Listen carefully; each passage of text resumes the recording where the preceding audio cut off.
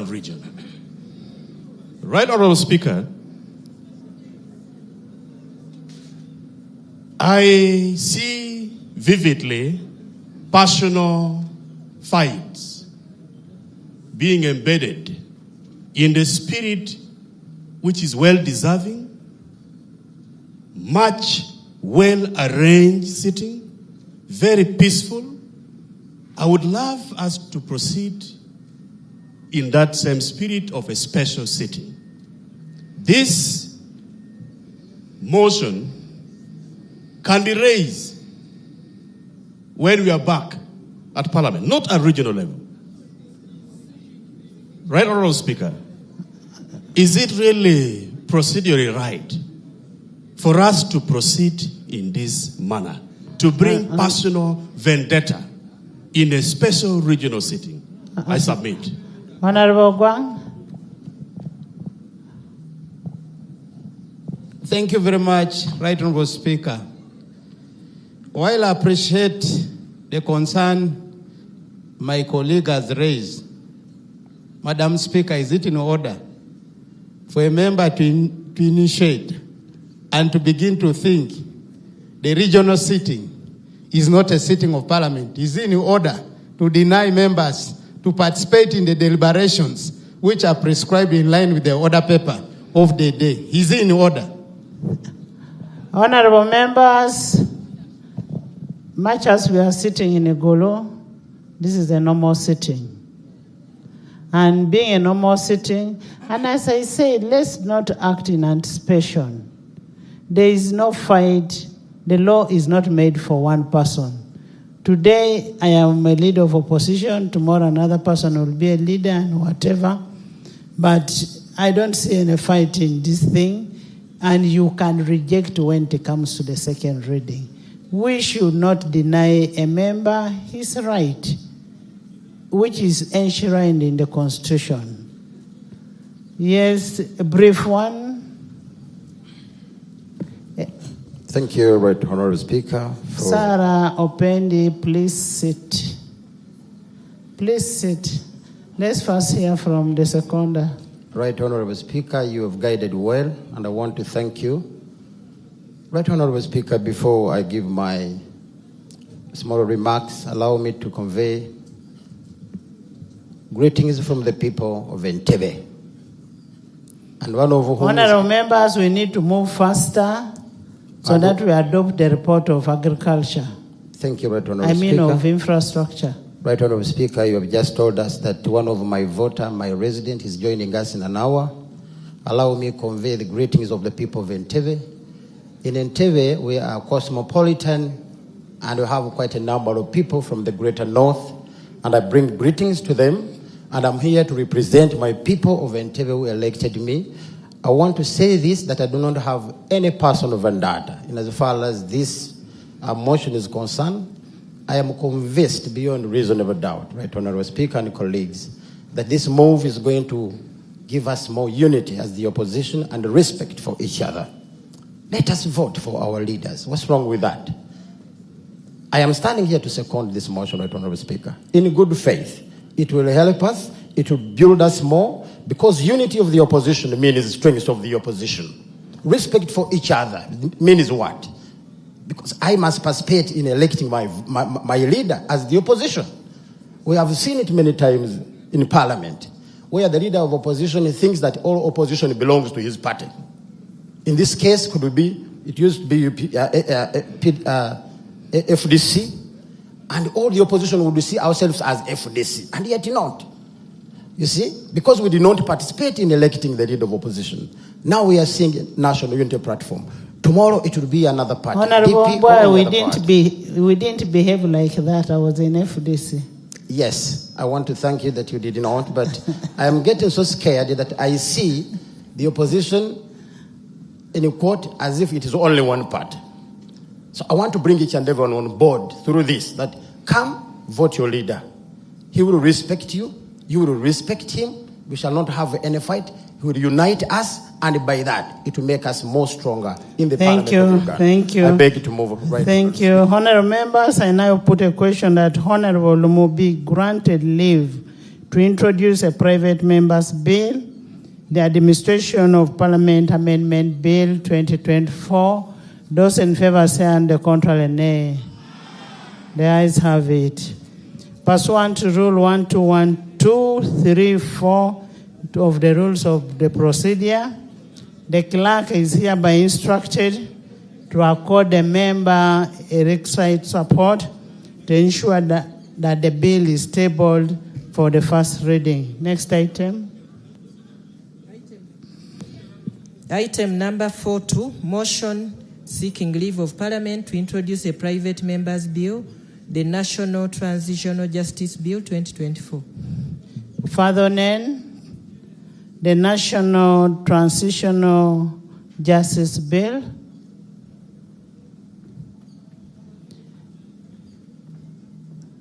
This is one of the bills that came as a petition from the people of Northern region, but I am also aware that the government also has the same bill. So Father Nen can be granted permission and he works together with the government in processing the bill.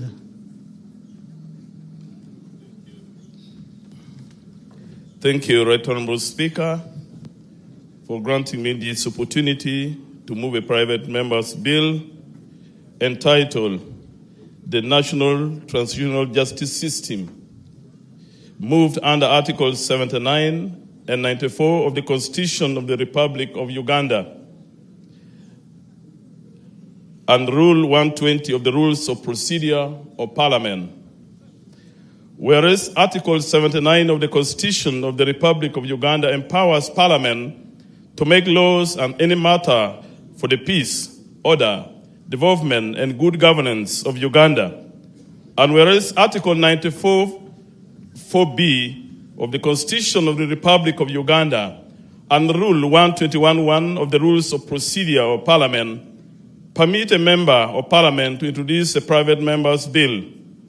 And whereas Objective 3 of the National Objectives and Directive Principles of State Policy of the Constitution of the Republic of Uganda enjoins all organs of state and people of Uganda to work towards the promotion of national unity, peace, and stability, and the state to establish and nurture institutions and procedures for the resolution of conflicts fairly and peacefully.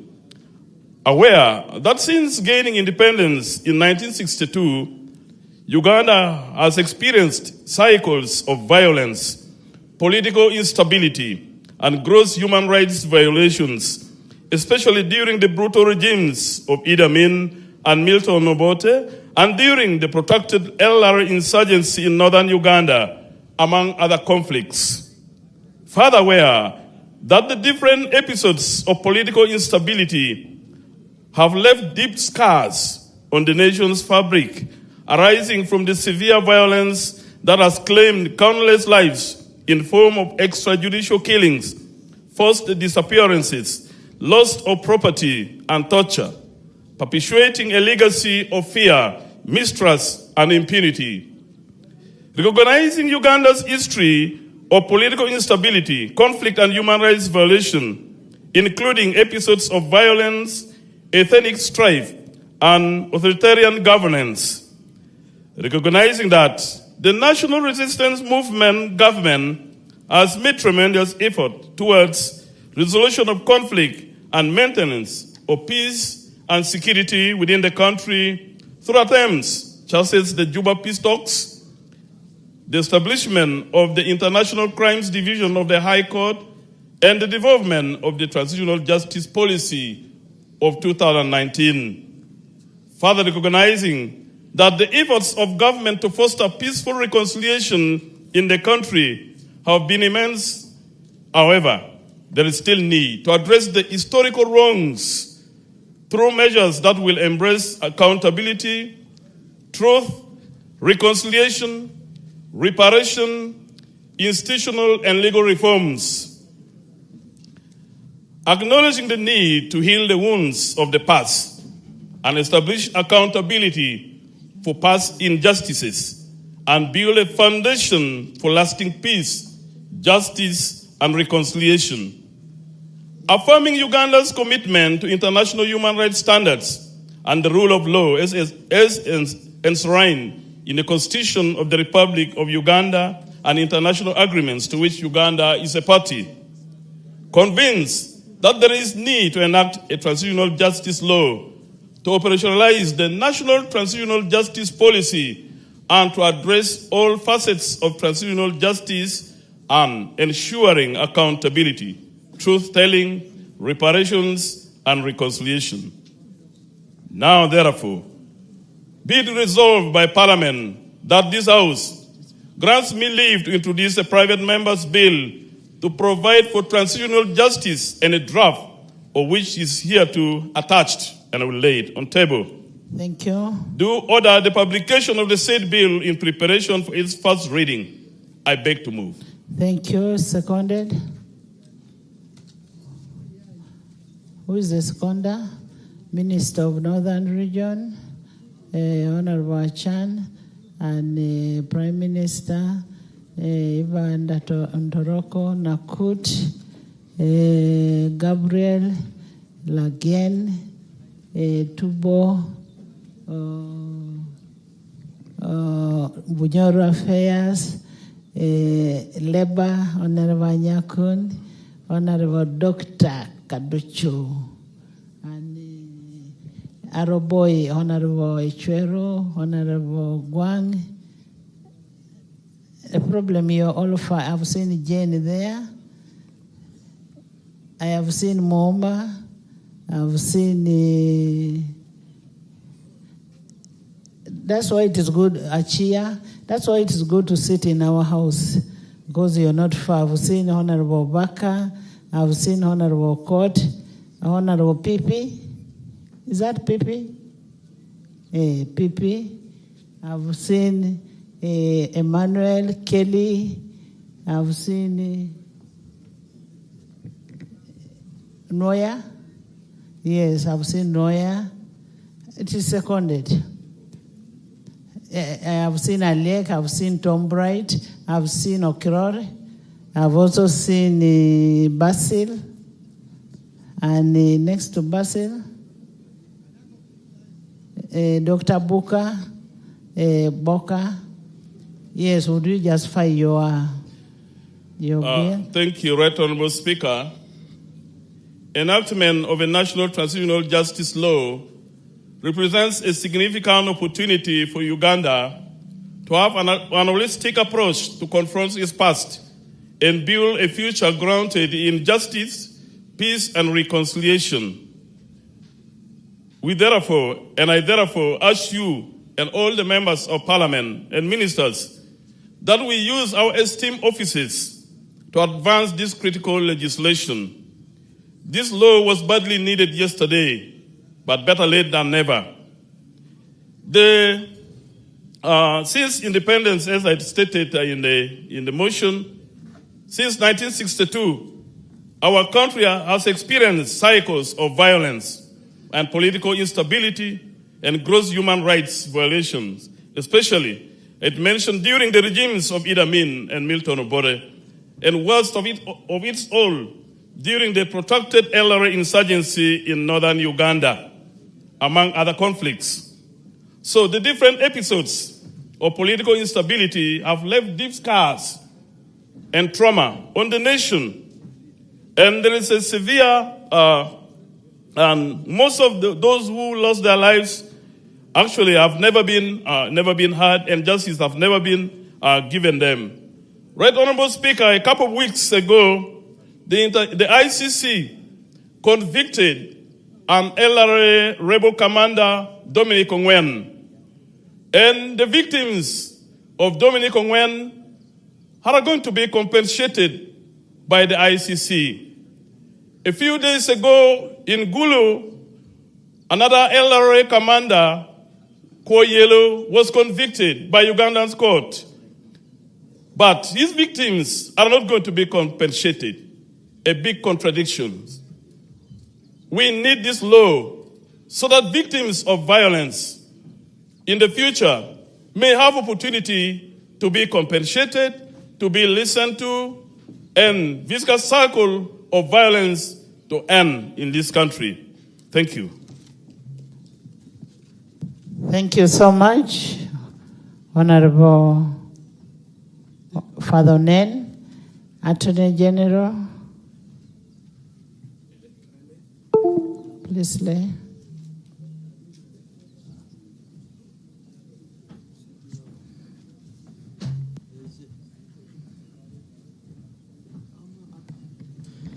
Thank you, Right Honorable Speaker, and thank you to my senior colleague, Father Nen. Right Honorable Speaker and colleagues, the Ministry of Justice and Constitutional Affairs, together with the Ministry of Internal Affairs, have worked on the National Transitional Justice Bill. We have prepared the policy which we presented to Cabinet. We also prepared the principles of the bill. When the principles were presented to Cabinet, there were a few things we agreed to correct, and we returned them to the Ministry of Internal Affairs. And I've just been in touch with the Minister. I'm made to understand they will be ready in 3 weeks' time. Then they will be taken back to Cabinet for approval. Then we can come to Parliament. Right Honourable Speaker and colleagues, this means that ideally the bill should be in Parliament in the next 2 to 3 months. So the ideal thing to do, without necessarily objecting to Father Nen's proposal because it may be carrying very good issues, he could wait. Once we go to the committee, we can consider his proposals and embed them with those of the executive and have one good law. Thank you.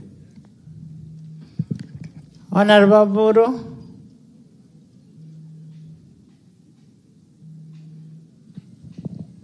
Thank you very much, Right Honourable Speaker, for the opportunity. And I want to thank Father Onen. But, Right Honourable Speaker, if you so wish, you could allow Father Onen to further explain the gap in the current legal framework in as far as transitional justice is, because I am failing to comprehend, and I think many other people could be following suit, where there is a gap. Why is he calling for a law? Can't the current law suffice? Right Honourable Speaker, I beg that Father Onen explains to us what is it that is lacking in the current legal framework. I thank you. Honorable Vor, even Cabinet wants, meaning that it is something that is wanted by both Cabinet and Father Nen. So there wouldn't be need. The best we can do is to make sure that we attend the committee and understand what it is. Honorable Remigio.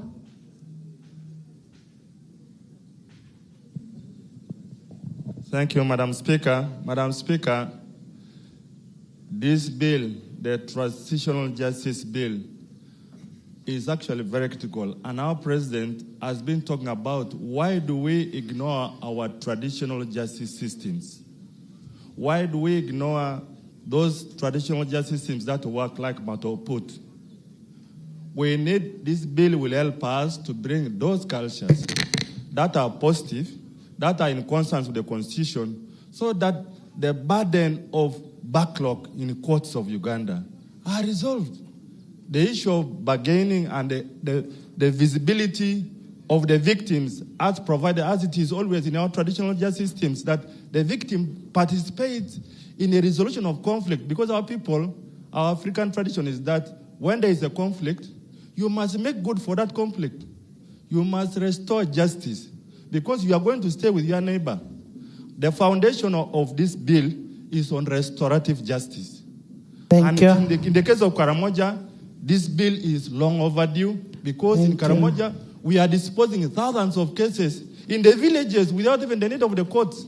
That's why some of the courts in Moroto are redundant. I need this bill, the people of Uganda need this bill, the people of Karamoja need this bill. I support it. Government, Attorney General, we could allow the private member to bring his bill and you take it over when yours is ready. Just like we did with the sports bill. The private member introduced, and when government was ready, it took over, but they worked together in the bill. Right, and you know, these private members help in checking executive. When they bring their bills, that's when now you also work very hard to bring yours. Right, Honorable Speaker, I do appreciate. But however, the procedure is such that once the bill comes, it will go to the committee. And the committee then calls for input from all other interested parties, including the private member. So allowing a private member bring a bill which government is already processing is just double work, because he can present his views and the views of all other people before the committee. I have given timelines, Right Honorable Speaker, that within 3 months, if this bill is not presented, 3 months? Then, yes, Right Honorable Speaker. I said the principles will be ready within 3 weeks, and that within 3 months, we should already be in Parliament, because we have to prepare the bill, bring it for first reading, and then appear before the committee. If we do not do that within 3 months, Right Honorable Speaker, the private member can be allowed to proceed. I beg to submit. Nakut.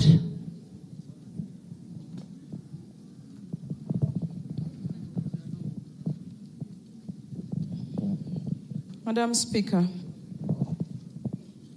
everyone has said that this bill is long overdue.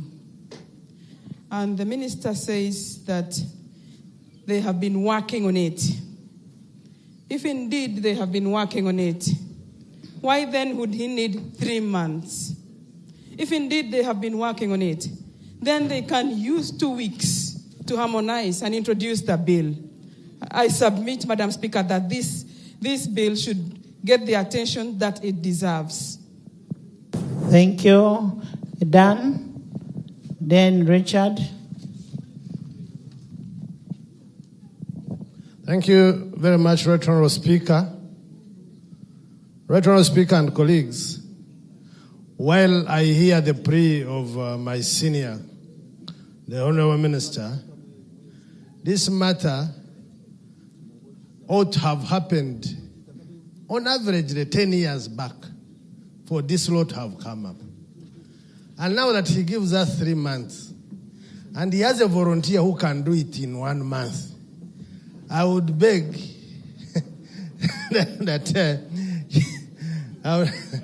I would beg that the Honorable Minister, like NRM encourages volunteers, in a spirit of NRM, he takes it in, and you allow the bill to proceed. We shall be with him in Parliament, where he wants to have the input. We shall all listen and wait for his input. But, Right Honourable Speaker, I would beg that the Minister concedes to allowing that the bill continues. Thank you very much. Thank you. Richard? Thank you, Right Honourable Speaker. Honourable Speaker and colleagues, I stand here to support my colleague, Honourable Nen. Madam Speaker, issues of transitional justice affect all of us. The communities we represent have suffered various cycles of violence, and this is an issue that we should have handled many years ago. While I agree with the minister that they are working on this bill, but the fact that a private member has come up is an indication that government has not done what they ought to have done. If the Minister of Justice is interested in this matter and the Minister of Internal Affairs, let's allow the member to bring his bill and then they work at the pace of the private member. Right, Honorable Speaker, we have seen many instances before when government has promised to bring a bill in 2-3 months, but it takes another 2-3 years. Right, Honorable Speaker, we are in the 4th year of our term, and time is running. Tomorrow government will come with another excuse. Meanwhile, time is going, and Honorable Nen will be caught up by time. By the time we know it, the term is ending. Remember, Honorable Speaker, the bill will not take 1 week with the committee.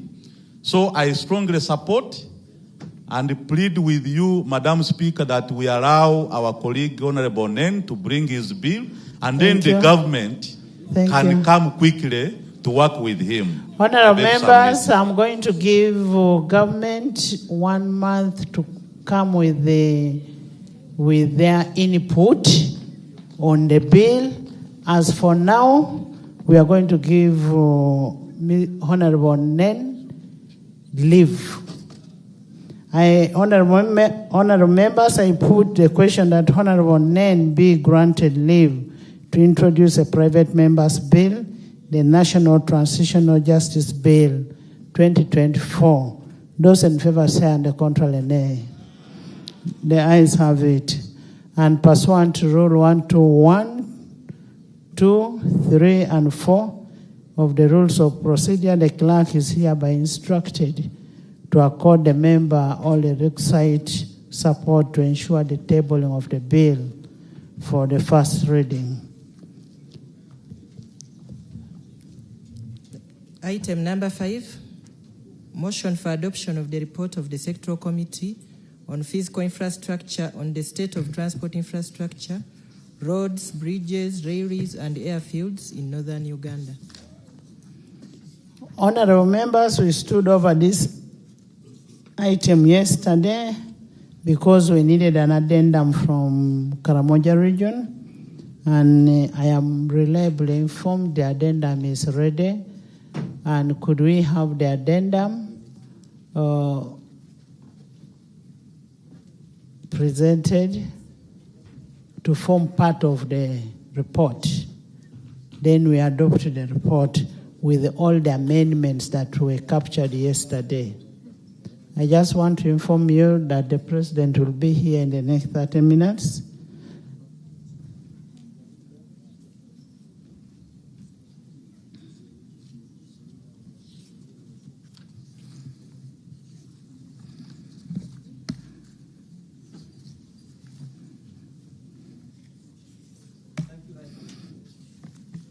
Thank you, Right Honorable Speaker.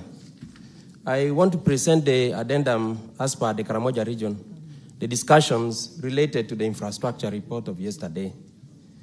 Karamoja region identified key roads that need to be included in the report as follows: Moroto Kotido Kabong Karenga Road, Soroti Amuria Abim Kotido Road, Nakapiriprit Amudat Alakas Road, that is rejoining to Kenya, Lokitanyela Loro Amudat Karita Road, Napak Kapelibiong, opening the region to Teso, the rehabilitation of Moroto Soroti Road, Moroto Nakiloro Nakabata Road, opening the region to Kenya, Kotido Loyoro Kabong, Kabong Timu Loitanit, opening the region again to Kenya, Kabong Timu no Kalapata na Wountos, Kalapata Pire, Karenga Bira, opening the region to South Sudan, Abim Napak via Turtuko is an internal road but very important, Kotido Abim Otuke Alebtong Lira. The region also considered the security and trade roads as very important, namely Kotido Agago, Kotido Karenga, Kotido na Kitongo, that is opening the eastern part of Kenya. Morunyang Majimoto, again the eastern part of Kenya. Nabilatu Katakwi, which is the Magoro Road. Kaabong Karenga. Kaabong Kitgum via Lolelia. Lopelepel Lokwakipi Narengenya, that is a ring road around the mountain. Namalu Nabilatuk Lokapel. Lotome Koridai Nabwal Magoro, that is to the Teso side. Amudat Komeri Lokwanamur Amuria. Alerek Okemer Road. Alerek Kacheri Karenga. Irir, Nabwal, Natirai. And the key bridges that we propose to be included include Lotome Bridge, that is between Napak and Nabilatuk. Lolachat Bridge, that is between Nabilatuk and Moroto. The Lions Bridge, that is between Abim and Napak, that has been claiming many cars. Nakonyen Bridge, between Moroto and Amudat. Okemer Bridge between Abim and Kotido.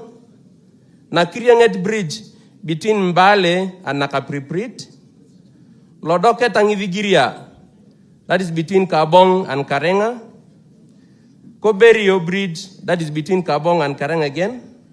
Nata Bridges, that is between Nabilatuk and Moroto. Komaideniko Bridge between Moroto and Kotido. Napiananya between Nakapriprit and Mbale. Kochomin or Nachomin Bridge, that is between Amodat and Nabilatuk. Karita Bridge between Amodat and Kwen. Didinga Bridge between Amodat and West Pokot, that is a part of Kenya. Nabokotom Bridge between Amodat and West Pokot, that is at the URA border point. And then Dopez Bridge between Kotido and Abim. In terms of the aerodromes, the region considered Nadungete Airfield in Moroto, that needs to be upgraded. Amodat Airstrip, Morulem Airstrip, that is in Abim, and Kotido Airstrip. So these are addendum that the region considered to be included in the infrastructure report. Thank you so much. Honorable Minister. Honorable Minister. Yes, Aro.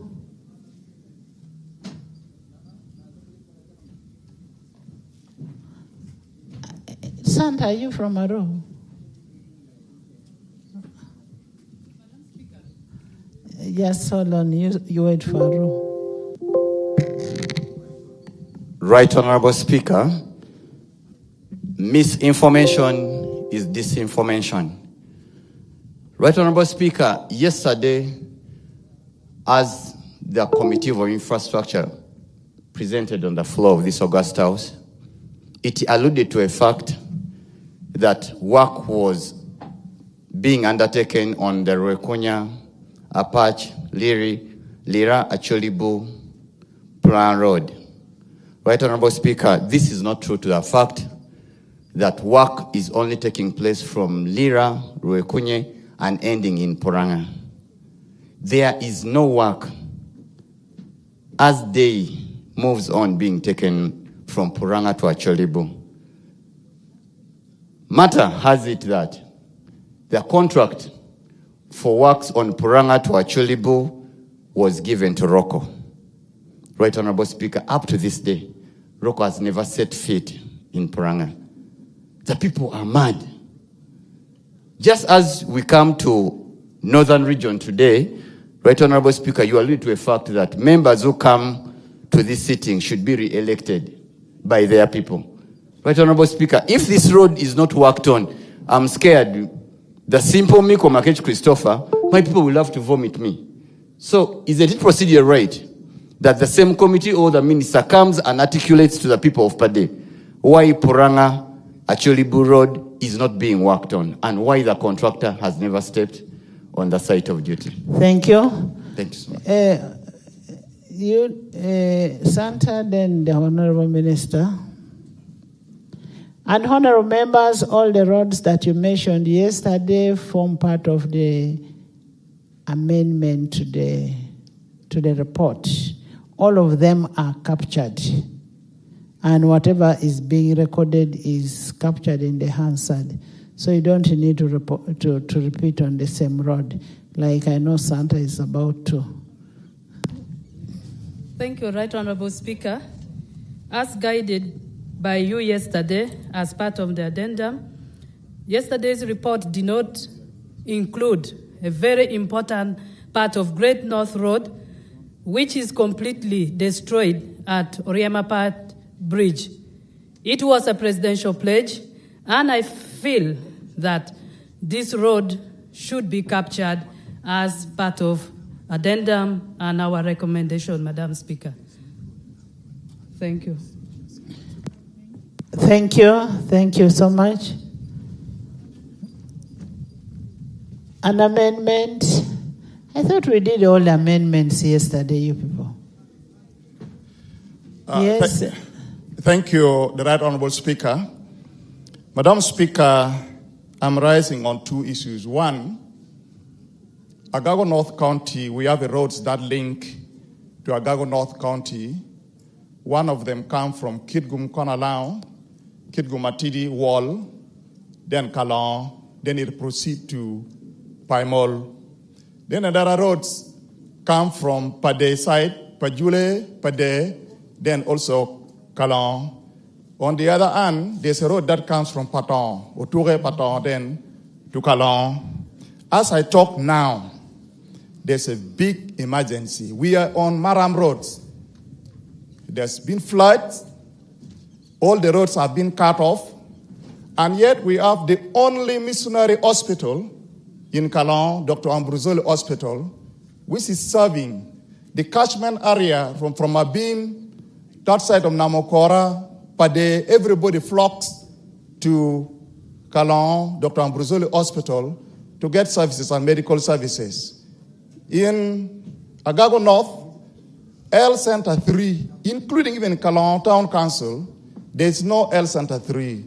Madam Speaker, I am presenting this so that if the House can deem it fit, so that we take it as an emergency on those roads.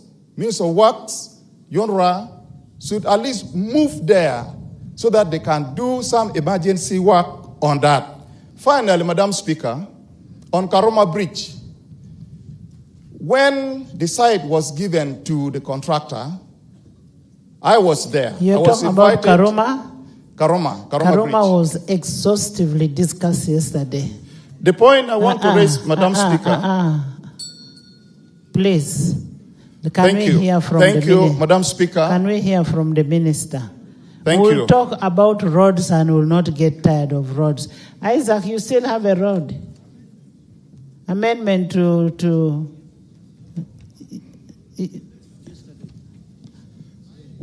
Madam Speaker, you would have allowed me to say this on the... Madam Speaker, thank you. Thank you. Thank you for giving me way.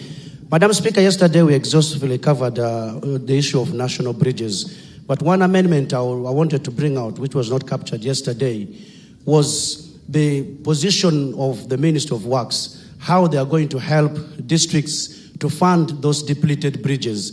Because we need goods to come from the villages to these national roads to be transported.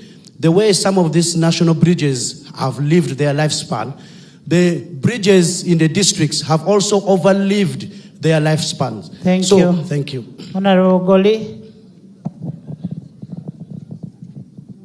Goli. Thank you very much, Right Honorable Speaker. I want just to mention one major bridge whom the late Tat was following up very seriously, and that bridge is called Amodo. It connects to the site where, a tourism site which we have allocated resources to develop, where Kabalega and Mwanga were arrested. I request we include Amodo Bridge. Okot, Emmanuel. Honorable Feta, you talked yesterday. Honorable Napaka, they have represented you. Okot. Yeah, thank you very much, Right Honorable Speaker.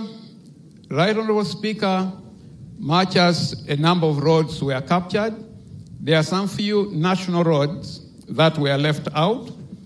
One of the critical ones is the one that comes from Alokolum, Alero to Konanoya. That one is a national road, which was not captured. The other one, which were not captured also, is the one that comes from Puran, Pajule, Acholibu, that was talked of. Another one is Minakulu, Lee, Kochgoma. These are national roads that needs to be captured in the addendum. Thank you very much. Thank you. Emmanuel. Geoffrey. Thank you, Right Honorable Speaker. From yesterday, we are talking about several roads, and we know that the most important thing about these roads is the availability of funds. I'm not hearing anyone, including the ministers, talk about the road fund. We know for sure that for every liter of fuel taken, there is a tax which is supposed to accumulate into the road fund. Nobody is talking about that. Emmanuel, the minister is here. Actually, you're taking a lot of his time. I am not taking his time. For me, I am telling him whatever he has prepared, he should make sure that a mention is made of the road fund. And we should have a commitment that that road fund will go strictly to the issues of roads. Thank you, Madam Speaker. Thank you, Godfrey Ozima.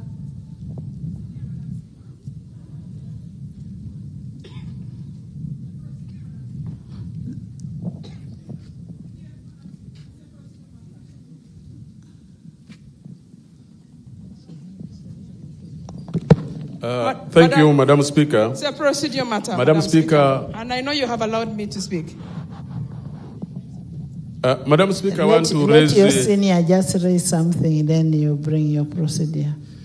Madam Speaker, I want to raise an issue concerning a road from Yumbe town to a river called Ore, which is in the border with the Yumbe and Terego.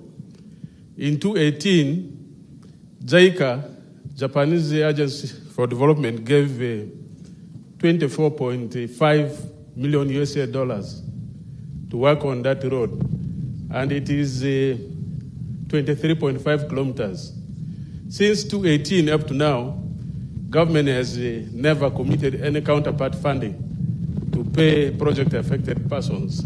And this was a grant given in relation to a hosting of refugees. Madam Speaker, many times in Parliament, we apply for loans as a government, and some of these loans are even got from commercial institutions at a very high interest rate. But I'm wondering as to why government cannot take advantage of a grant that is to work on this road. When we had a meeting with JICA in June, they had said the money is depreciating. Instead of this money working on 23.5 kilometers due to depreciation, the current money can only work on 14 kilometers. So sometimes we also wonder about government decisions. Secondly, the road between Koboko, Yumbe, Moyo has a lot of contradictions. The grant which was given by World Bank was given in 2020. Compensation started in 2021. This project should have started by January 2023. It is supposed to be a 3 years project, that is 36 months. Thank you. But due to contradictions of procurement, we lost 15 months. Thank you. When we had a meeting with the World Bank, Madam Speaker, they said the project spillover may be handled by government. But right now, as we talk, there are also other contradictions that have come, that there are environmental related challenges.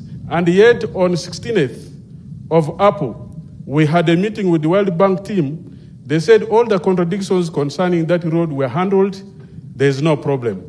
But now we are saying there's another challenge. So as of now, we have lost almost 2 years. We are left with just 17 months to work on this road.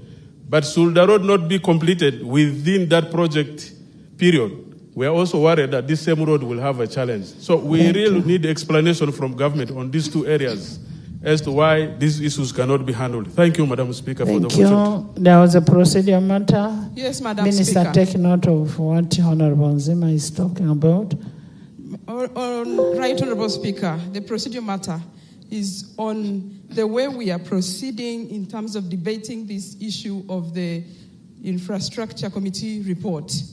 Madam Speaker, yesterday, when I stood here and raised a procedural issue requesting you to apportion time for each sub-region, especially when a matter concerns all the 4 sub-regions, you agreed that you would apportion that time. And yesterday, we spent a better part of our time discussing this report. You accorded nearly 30 members from West Nile alone to debate on infrastructure.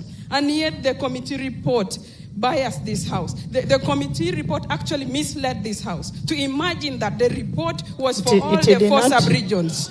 The committee report should have been specific on West Nile. Madam Speaker, are we proceeding right to assume that we are handling all the 4 sub-regions when we are handling only 1? Honorable, are we proceeding right, Madam we are Speaker? Proceeding very, very well. No, certainly not. Well. Certainly not.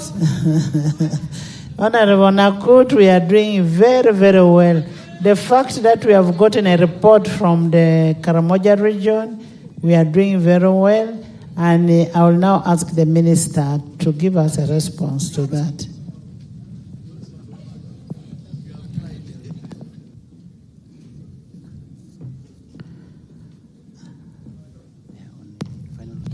Right Honorable Speaker and members, good morning. Right Honorable Speaker, my response is going to be fairly brief. It is not the kind of detailed response that I had come with yesterday. And I'm going to structure the response in the following manner, Madam Speaker. To indicate to members what I have done since yesterday, working with the clerk to Parliament, and what we intend to do with the comprehensive report so far given to us, and then the most urgent things that must be done now. And let me start with what we did yesterday. After capturing all the details that the honorable colleagues presented, I must confess that the report that I had come with necessitated tactical withdrawing. The details that the members raised, and knowing for sure that roads are enablers, my report would not have been very useful. Against that background, I consulted, Right Honorable Speaker, my senior colleagues, including those who chair cabinet. And I have been directed as follows: that work with the Hansard team, capture all the issues that the colleagues have raised, and bring them back to cabinet for us to guide you on what can be done now, what may have to be, we indicate to the colleagues what may be in a first manner, and given the limited resources available, so that we include everything but indicate how we are going to intervene rationally without causing any excitement. So that's the directive I've been given by my senior colleagues. The second one was, your Right Honorable Speaker, that I indicate what has been done now on matters that brought emergency. For example, Karuma, I want to say that by the grace of God, Right Honorable Speaker, we did not witness a calamity in Karuma that could have befallen the country. By the time the engineers indicated to us how that bridge had failed. We just said it has been by the mercy of God that nothing very fatal had happened to the country, and hence the closure of Karuma and allowing only light vehicles to pass. I did hand over the bridge to China Railway 7 and NEC to do the rehabilitation. What is true, Right Honorable Speaker, is that for Karuma, the resources are available. Fortunately, Cabinet in its wisdom was kind to say that we could not wait, Right Honorable Speaker, but we could just get the resources that were available in the emergency fund, and 6.8 billion was quickly mobilized for the repair of Karuma Bridge. What, honorable colleagues, is being done in Karuma is that the structures that were holding the bridge underneath, most of them had given way. So it was just a question of time. And right now, the team that is working under the bridge. And sometimes when we pass on top with our light vehicles, we may not be able to see them. What is also true, and that's a fact, what is also true, Right Honorable Speaker, is that in the next few days, the team will now be working on the surface, and I was directed to prepare the honorable colleagues that I am going to announce the permanent closure to even the light vehicles for a few weeks so that the surface of the road will also be done. Right Honorable Speaker, what's happening is we know for sure that this discussion, these pronouncements will inconvenience our people. But we have chosen security and safety of our lives and the property. Chair Infrastructure wants to give you information.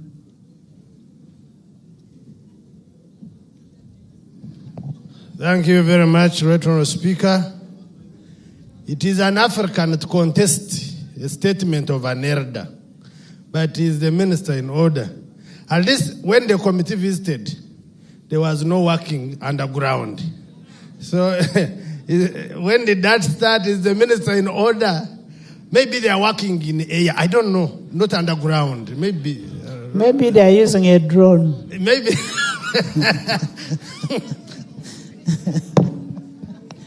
Honorable Minister, the chairperson of infrastructure did not see the work being done. Honorable members, let's get the information, then you come up. Wait.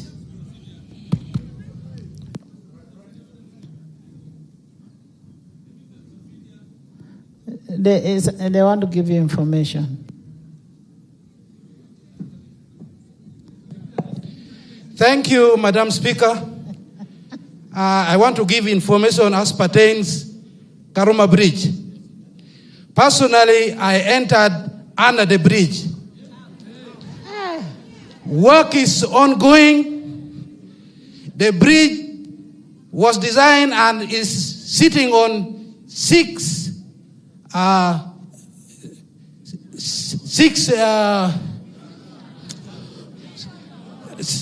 spires. And out of those systems supporting the bridge, 4 of them have given way. 4 of them have given way. We made assessment. The old deck, the deck is the construction where the vehicle passes. So the old deck is completely worn out with cracks. Underneath of the bridge, there is what we call a fluorescence. A fluorescence, those are white stubs, which indicates that the old steel components of the bridge, the reinforcements, have already given way. So we discovered that the team already constructed the platform. The platform which necessitates movement under the bridge. We entered under the bridge, 5 of us in the committee, me and my deputy chair. So they promised that after 2 weeks, they would permanently close the bridge. But before they could close, they had told us that they had taken sample and taken for testing. Which, these are technical things. So after now the test result, they said they would permanently close the bridge. But Madam Speaker, the issue is this. Before they permanently close the bridge, they should provide an alternative route. Because as I talk now, the alternative route, which is a Masiniport ferry, they had a very small ferry, Madam Speaker. And as I talk, even the trucks, if you go there right now, people are spending 5 days without being crossed. Animals are dying.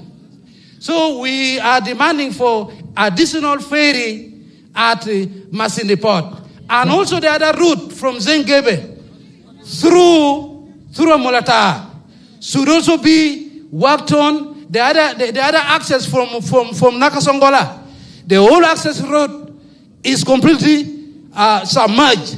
So the road needs to be raised and worked on so that accessibility is. Thank you. Finally, Madam Speaker, as they improve on the bridge, we are proposing that they also work on the approaches of the bridge at Karoma.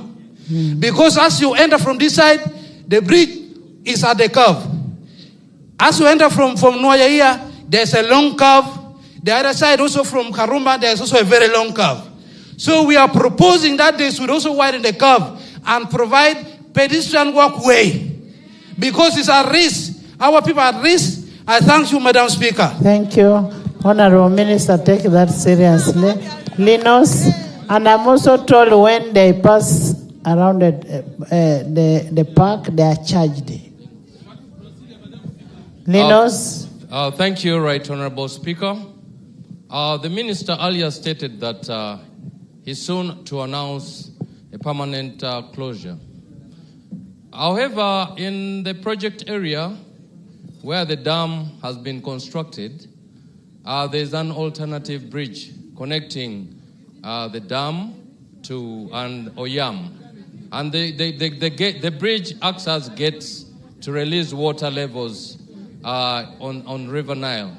So I'm requesting the Minister to engage Minister of Energy such that before closing or after closing the main Karuma Bridge, the Minister of Energy should allow smaller light vehicles to use that alternative bridge that is within the project area. Thank you. Thank you. Minister? Honorable members, are we going to finish? Thank you, Right Honorable. PP.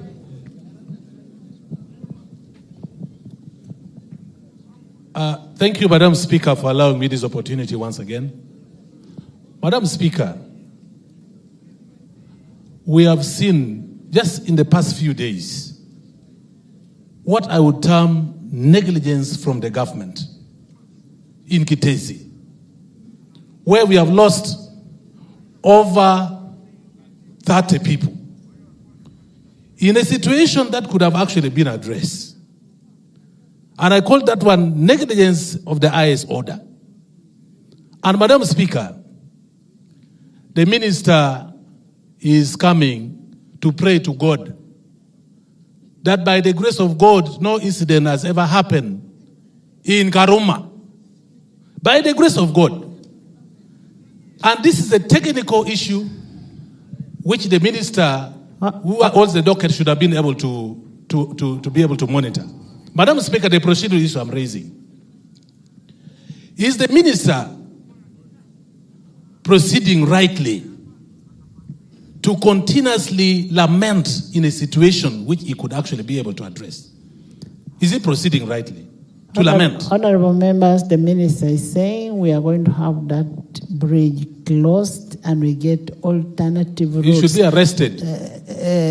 You withdraw your statement. Withdraw it. Withdraw. You're arresting him for what? Honorable PP, it is on record.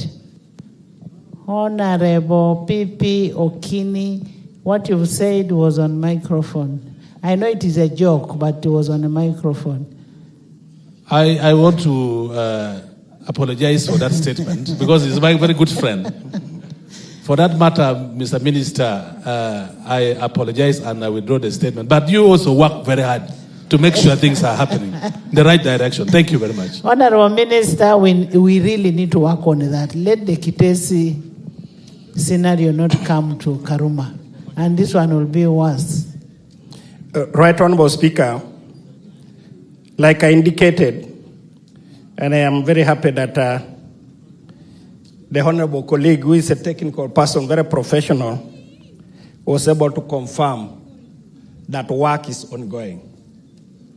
And that rules out even what the chair of the committee was putting me on order for. Right Honorable Speaker, the bridge is being worked on, and two things will be happening at the same time. While we salvage the life of the old bridge, we're also working around the clock to get a new bridge which is properly aligned like the one we have done in Jinja, so that it will be, after a few years, release this old bridge from the kind of work, and we're working in that direction together with JICA. We need the timelines. I will be in my report that is comprehensive. I will be indicating to you, Right Honorable Speaker and Parliament, when we are going to do what, at what time, and what we have done so far, particularly even in the new bridge in Karuma, because of the sensitive nature of that connectivity. And Honorable Minister, when you're giving us your report, don't tell us we shall do. Tell us we are doing. Thank you. The second one is Pakwach. Pakwach has a challenge that we have also identified, Right Honorable Speaker, that when we are doing the Tangi Road from Masindi, indeed the engineering tampered with the topography of that place, and for that reason, each time it rains, there is flooding around the bridge. That is compounded by the floating island. Right Honorable Speaker and members, as we talk, the teams that are doing drenching have already arrived in Pakwach. They arrived 2 days ago, but they started work seriously yesterday. And I don't want colleagues to think that this work was started because the issues were raised here. It was already something that we had intended to do, and it is being done to make sure that the flow, that floating island is removed, so that we prepare that the bridge doesn't give way. And that will happen with the rest of the region. Right Honorable Speaker, the last one is Nebi Arua. While we are working on permanent rehabilitation, we have also directed the company to do forward maintenance, and I want to assure my colleagues that we will do some forward maintenance so that Nebi Arua becomes motorable. Right now we acknowledge that's bad. But I want to assure this Parliament that a comprehensive report will be presented to Parliament so that we can capture all that has been captured, including issues of Karamoja. And I want to assure Madam Na will not leave out what you have raised as a region. Thank you. Thank you. Honorable Minister, we need an action taken on the roads. We need to improve on the water transport for us to be able to have an alternative route. And we need all the roads that we have given you to be handled. And honorable members, I now put a question that the report of the Sectoral Committee on Fiscal Infrastructure on the state of transport infrastructure, roads, bridges, railways, airfields, with amendments, all amendments, and addendum from Karamoja region be adopted by this August House. Those in favor say and the contrary nay. The ayes have it. We will need a report from you in the House in 2 weeks' time on what has been done, where, and when. 2 weeks. Honorable members, we will suspend the House for 10 minutes for us to receive the President and get back. 10 minutes.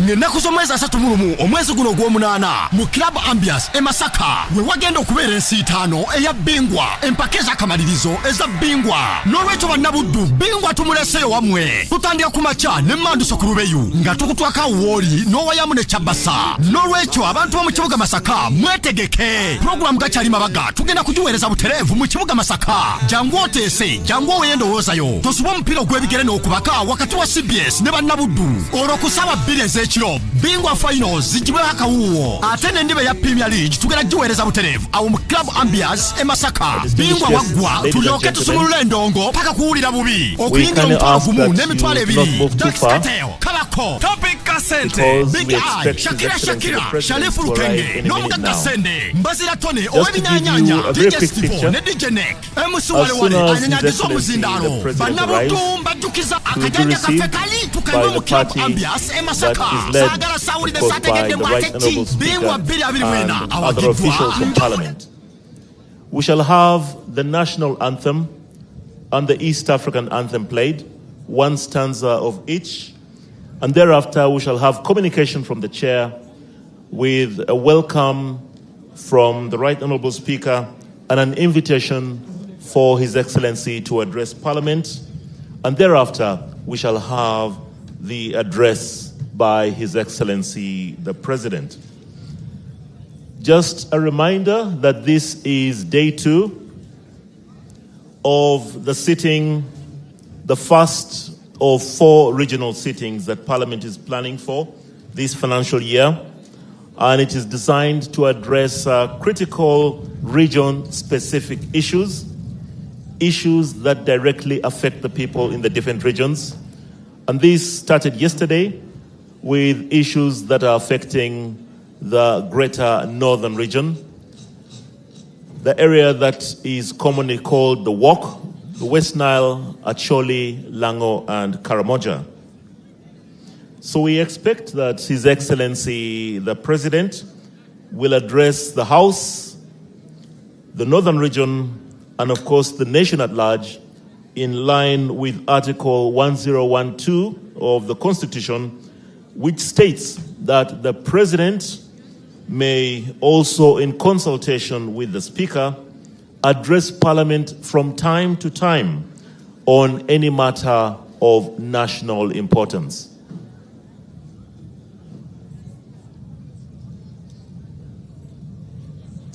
So shortly, we expect that His Excellency the President will be arriving and is going to be met by the Right Honourable Speaker and senior officials from government.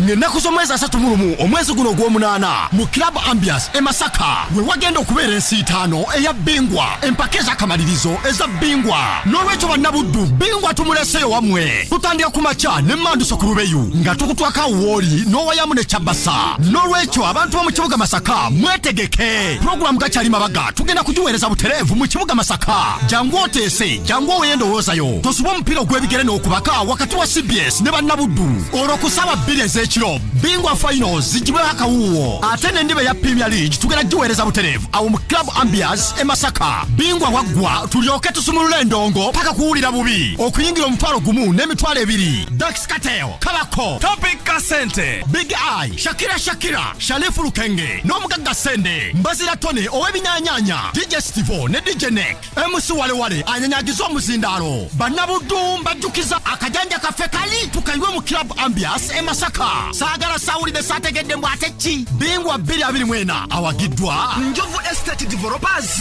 enansana Solar Connect International abakujja mu kizikiza Dudikala Solutions bingwa 2024 Ngenaku z'omwezi 3 omwezi guno gw'omunaana mu Club Ambias e Masaka we wagenda okubeera ensi 5 eya bingwa empaka ez'akamalirizo eza bingwa n'olwekyo bannabuddu bingwa tumuleseyo wamwe tutandika ku makya ne Manduso ku Lubeyu nga tukutwaka Wooli n'owayamu ne Kyabasa n'olwekyo abantu b'omu kibuga Masaka mwetegeke puroguramu gakyali mabaga tugenda kugiweereza butereevu mu kibuga Masaka jangu oteese jangu oweyendowoozayo tosuba omupiira ogw'ebigere n'okubaka wakati wa CBS ne bannabuddu olw'okusaba bbiri ekiro bingwa finals zigibweho akawuwo ate n'endiba ya Premier League tugenda giweereza butereevu awo mu Club Ambias e Masaka bingwa waggwa tulyoke tusumulule endongo paka kuwulira bubi okuyingira omutwalo gumu n'emitwalo ebiri Dax Kateo Kabako Topic Kasente Big Eye Shakira Shalifu Lukenge n'omugagga Sende Mbazira Tone ow'ebinyanyanya DJ Stivo ne DJ Neck MC Walewale anyanyagiza omuzindaalo bannabuddu mbajjukiza akajanja kaffe kali tukayiwe mu Club Ambias e Masaka saagala sawulide saategedde mbw ate ki bingwa 2024 awagiddwa Njovu Estate Developers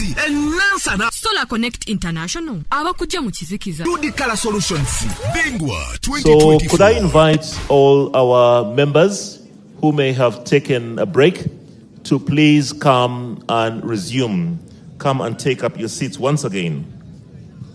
Just a reminder, as soon as His Excellency has reached his tent, we shall have the playing of one stanza each of the national anthem and the East African anthem. And thereafter, Parliament will resume with a welcome or communication from the chair. The Speaker is expected to welcome His Excellency the President and invite him to make his remarks. And thereafter, we shall be addressed by His Excellency the President. So, members, would you kindly take your seats up once again.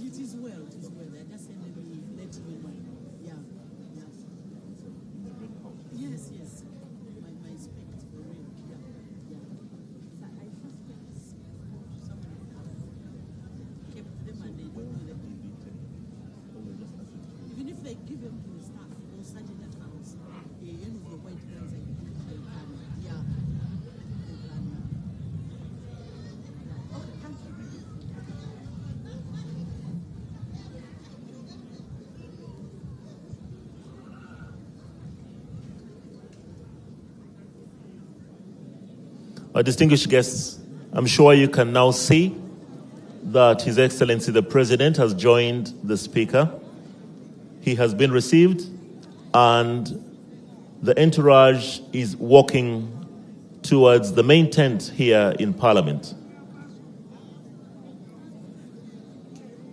Once again, we ask all members to please come and take up your seats so that we can have as little interruption as possible.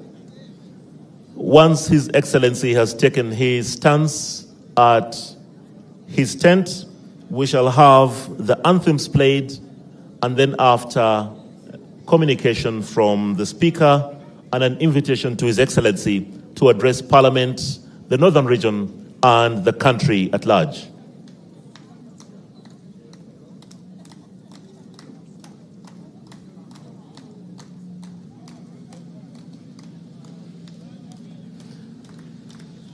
I'm sure you can all see, without any doubt, that His Excellency the President is in our midst right now. And let's give him the welcome that is normally accorded and allow him to proceed to his tent, and thereafter Parliament will resume.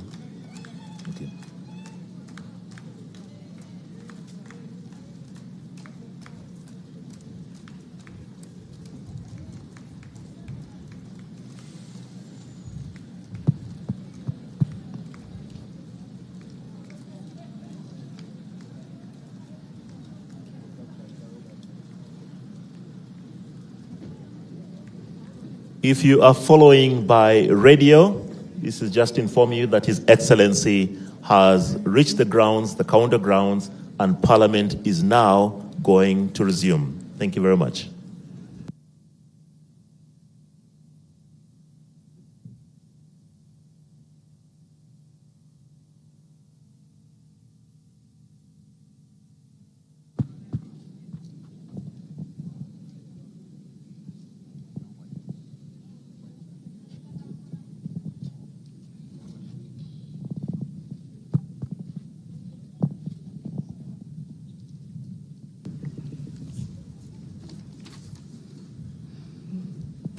Honorable members, can we all stand for the national anthem?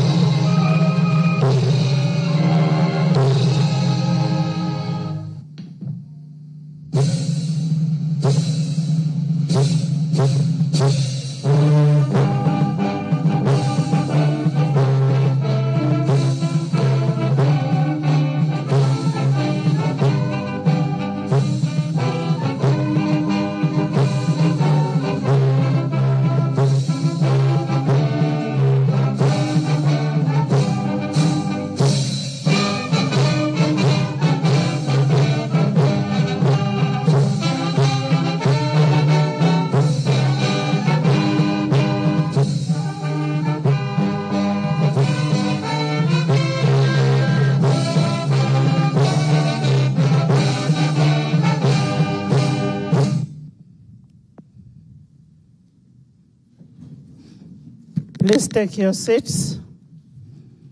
Your Excellency, as Parliament of Uganda, we are immensely privileged to benefit from your presence at today's special sitting in Northern Region, and specifically in Gulu. And this sitting is covering the issues, challenges, opportunities that are from West Nile, Gulu, West Nile, Acholi, Lango, and Karamoja. Your Excellency, the sitting of Parliament in Gulu, Northern Region, in Uganda is a historic milestone in the legislative history of Uganda, as it is the first of its kind. It is the first sitting that we are having at regional levels.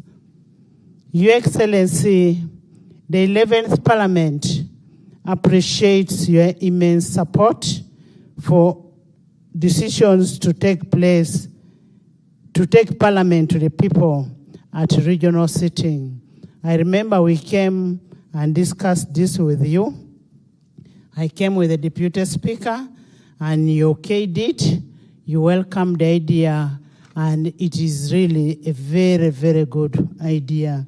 We want to thank you so much for that.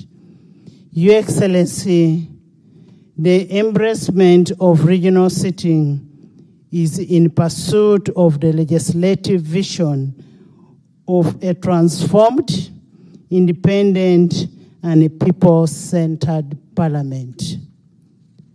Your Excellency, sir, contrary to what the critics are raising, that the regional sittings of Parliament are costing us a lot.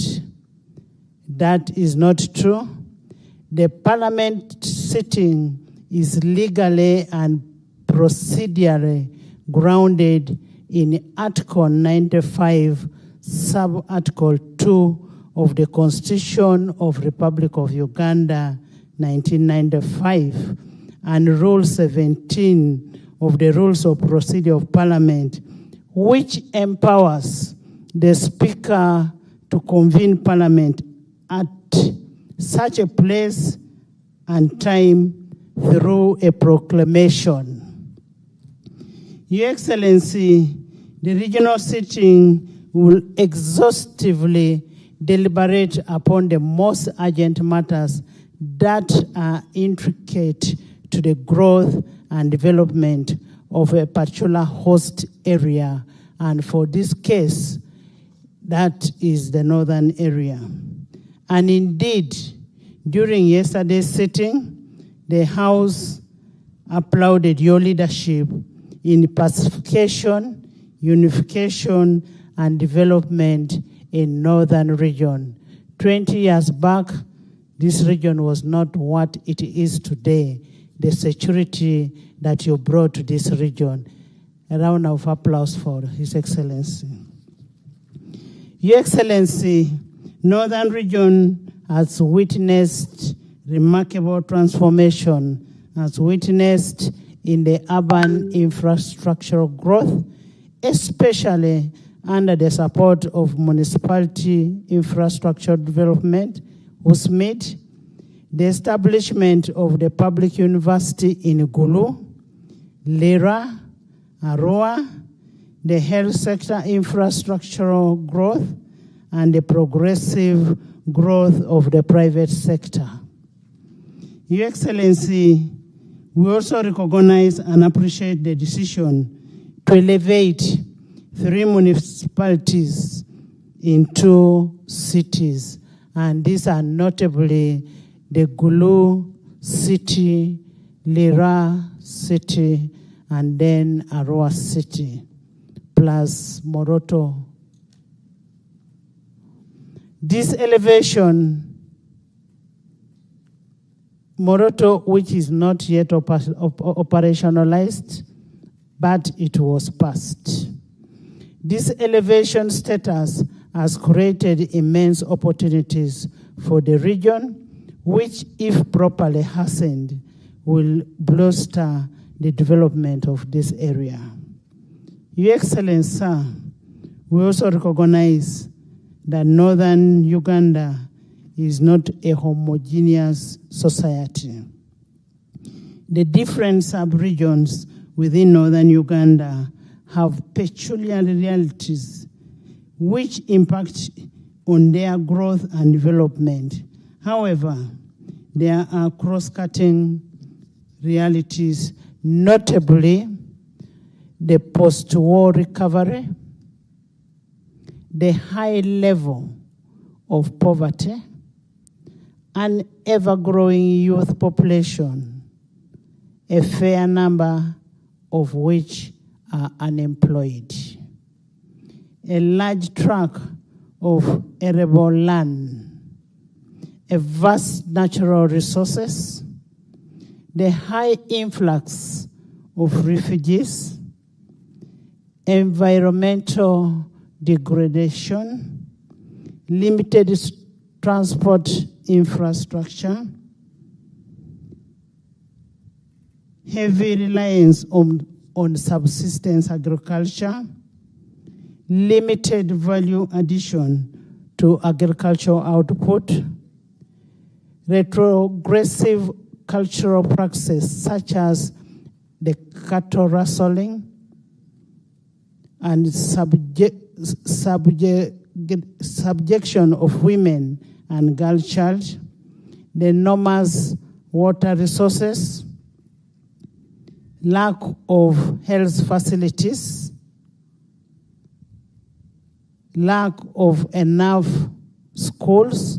For instance, if you look at Gulu City does not have an S5 A-level school, and we have a number of issues that affect each and every area, that is West Nile, Acholi, Lango, and Karamoja. Then delayed compensation of war victims and lack of compensation for the land that was taken over during the insurgency. Your Excellency, the sitting specifically took cognizance of the need for mindset change as a major catalyst for increased production and socio-economic transformation in northern region. In addition, the House recognized the need to embrace a viable cash crop, livestock agriculture, agricultural mechanization, and value addition and sustainable organic farming, among others. The sitting recognized the importance of reliable transport and communication infrastructure as enabler of growth and development. To this end, members raised the need for rehabilitation and development of the strategic national road infrastructure in different regions, notably Moroto Kotido, Kabong Karenga Road, Koboko Yumbe Moyo Road, Kitugum Kidepo Road, Nebi Goli Paida Road, Vara Vuru Road. There are so many, plus bridges. There are so many of them, and we shall hand it over to you, including our famous Karuma Bridge that is about to give way. Your Excellency, sir, at the end of this sitting, I will submit to you the memorandum detailing all the specifics of the areas of concern that this House has passed, as that the committees found on ground and need to be worked on in the northern region. Members noted the need to work to ensure the success of the prevailing government development initiatives, such as Emioga. The 4-acre model may not be vital in this area because we have all the land. All we need is to do mechanization, provide some funds in societies, create market for these products, identify the cash crops to be grown in this area, to have a participatory approach to what is being done in area, and have a microcredit scheme by adapting such programs of local realities in order to achieve a meaningful outcome in the region. Your Excellency, sir, at the end of the sitting, we will transmit these resolutions for your relevant action as the Chief Finance Minister of this country. All these relate to finances. Our work is to find out what is lacking, but at the end of the day, it all comes back to the Chief Finance Minister, who is none other than your good self. As the leader of legislature, as the leaders of legislature, we intend to have regional sittings as a salient aspect of our legislative culture and vision for taking Parliament to the people, we being a people-centered Parliament. And we believe in evidence-based legislation. And the evidence-based legislation can ably be done by our committees who go to the ground and find what is happening on the ground and report back to Parliament. Your Excellency, sir, I now want to take the singular honor of inviting you to address the House and by extension, Northern Region and Uganda on issues that is affecting this region. And just like you've told us that you have only 1 hour here, we had a small motion, if you can allow us, a small motion that can take about 20 minutes, and then you address the House. I don't know how, if you find it fit, Your Excellency, would you allow that? Thank you so much. Honorable Kimosha.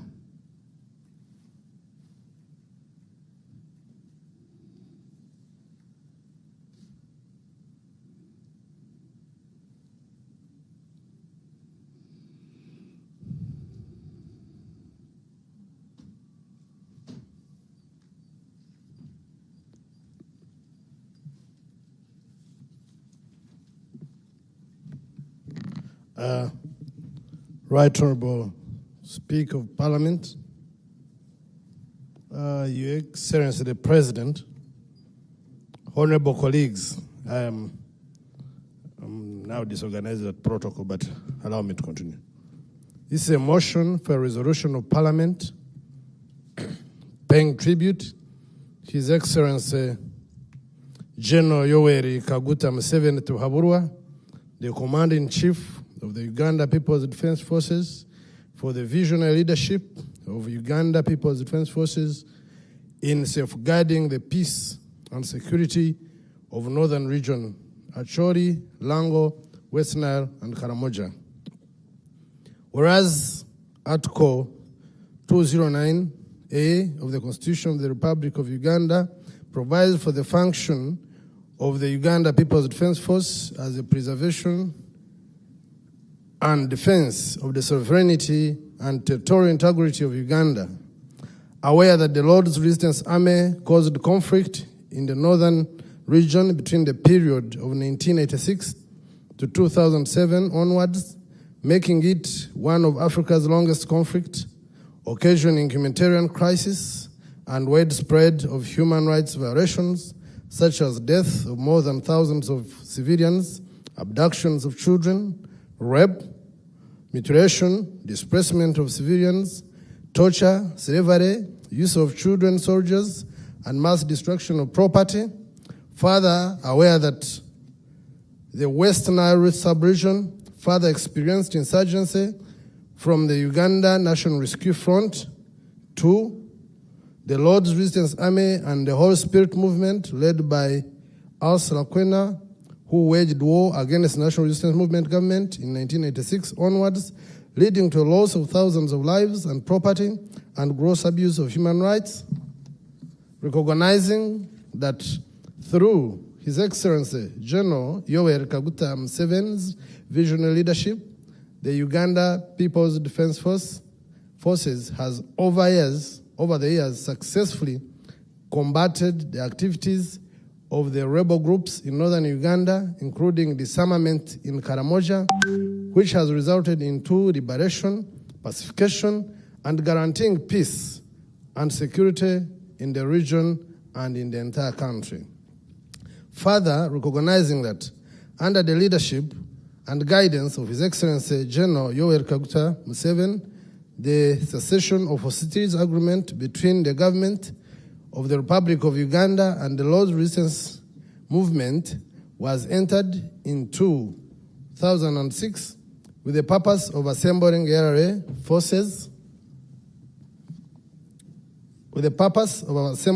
forces in safety and security, calling on the parties to end propaganda between them, and through it, there was a significant reduction of violence in northern Uganda, allowing many displaced people to return to their homes and beginning rebuilding their lives. Appreciating that His Excellency General Yoweri Kaguta Museveni facilitated and supported initiatives aimed at reintegration of former road resistance army and other rebel combatants and abductees into society through programs for disarmament, demobilization, and reintegration. Further appreciating the tireless efforts of the leadership of Uganda People's Defense Forces working under the guidance of His Excellency General Yoweri Kaguta Museveni towards the continued peace and security in northern Uganda and Uganda generally, cognizant of the fact that His Excellency General Yoweri Kaguta Museveni has strongly championed peace and security within Uganda and neighboring countries like South Sudan, Somalia, Democratic Republic of Congo, among others, by continuing to pursue the Lord's Resistance Army remnants and ensure regional security. Now, therefore, be resolved that Parliament appreciates 1. His Excellency, the President of the Republic of Uganda, General Yoweri Kaguta Museveni Tuhabura, for his visionary, insightful, and decisive leadership in spearheading the deliberate efforts to restore peace and security in northern Uganda and Uganda at large. 2. The Uganda People's Defense Forces for eliminating the rebel groups and fostering the security of lives and property and providing conducive environment in the northern Uganda and Uganda generally for economic and social transformation. 3. The religious leaders, cultural leaders, political leaders, and local community for their tireless contribution towards the peace-building efforts in dialogue, promotion of reconciliation, and reintegration of former combatants and abductees into society. I beg to move. Right Honourable Speaker and Honourable colleagues. Thank you, Honourable Kimosho. Would you allow to justify your motion? Is it seconded? Is the motion seconded? Seconded by Okini PP, by Akol Anthony, by Honourable Okot, Honourable Lucy, Honourable Gilbert. Gilbert, why are you sitting back? By Honourable Gilbert, Honourable Ngetho, Honourable, I'm looking at the northern team who have felt this. By the hollow side, by the hollow house, Honourable Obua, Honourable Feta, Honourable Isaac Otimugui, Honourable Tom Azar, Honourable Awogon, Honourable David Lagen, Honourable Omona, the Minister, Honourable Amos Okot, Honourable Maneno, Honourable Kaduchu, by the whole House.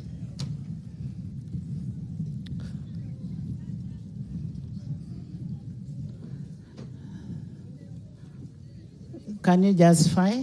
Thank you very much, Right Honourable Speaker and honourable colleagues.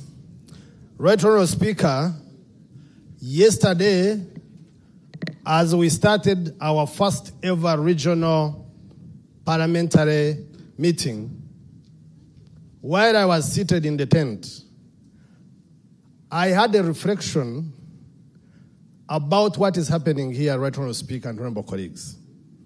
And in my mind and in my heart, I felt this was extraordinary.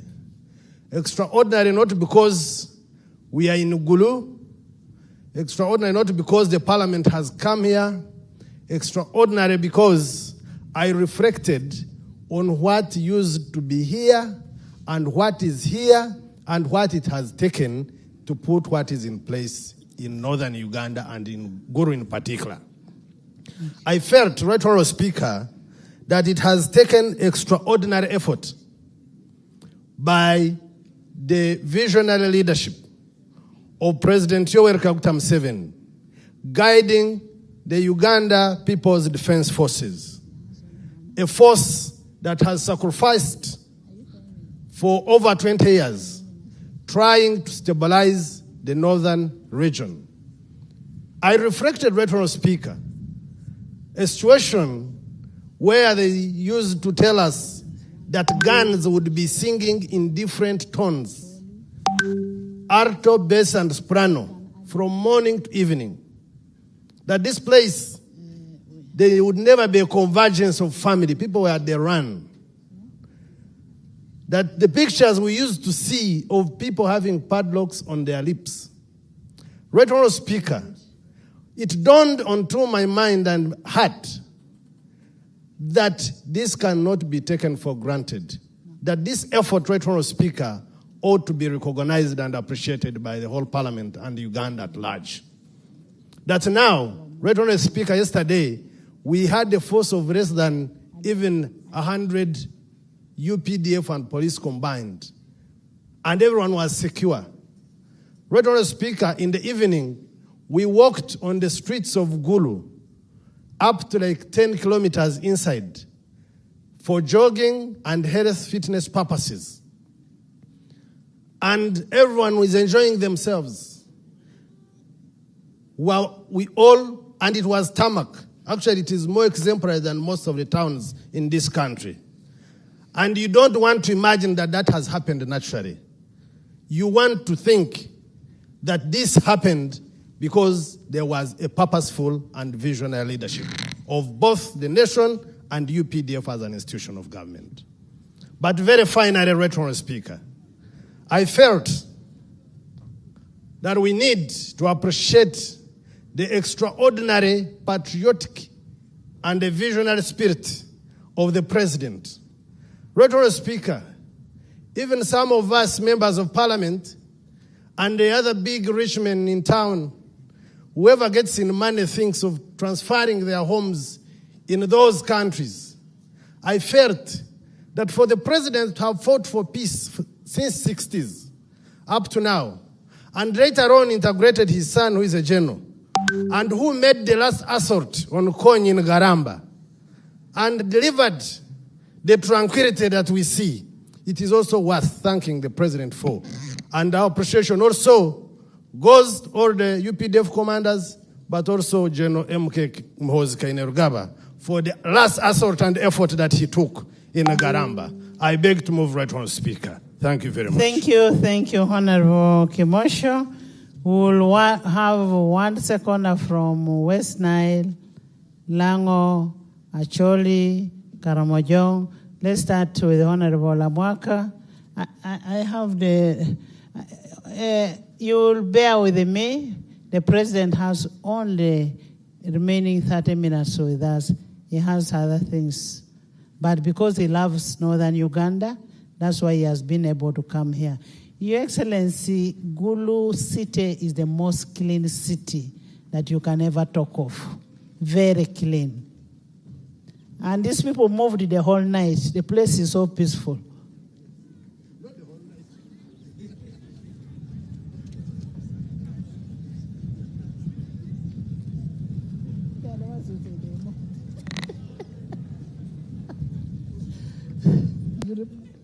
Honourable Amwaka, just 2 minutes.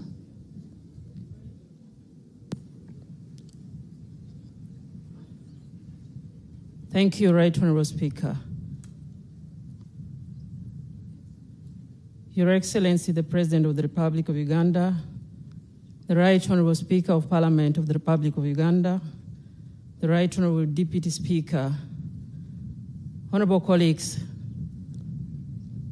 I rise to second the motion that Parliament pays tribute to HE General Yoweri Kaguta Museveni, the President of the Republic of Uganda, the Commander-in-Chief of the Defense Forces, for the commendable leadership of the Uganda People's Defense Forces in safeguarding the security of the west of this part of the region, Right Honourable Speaker.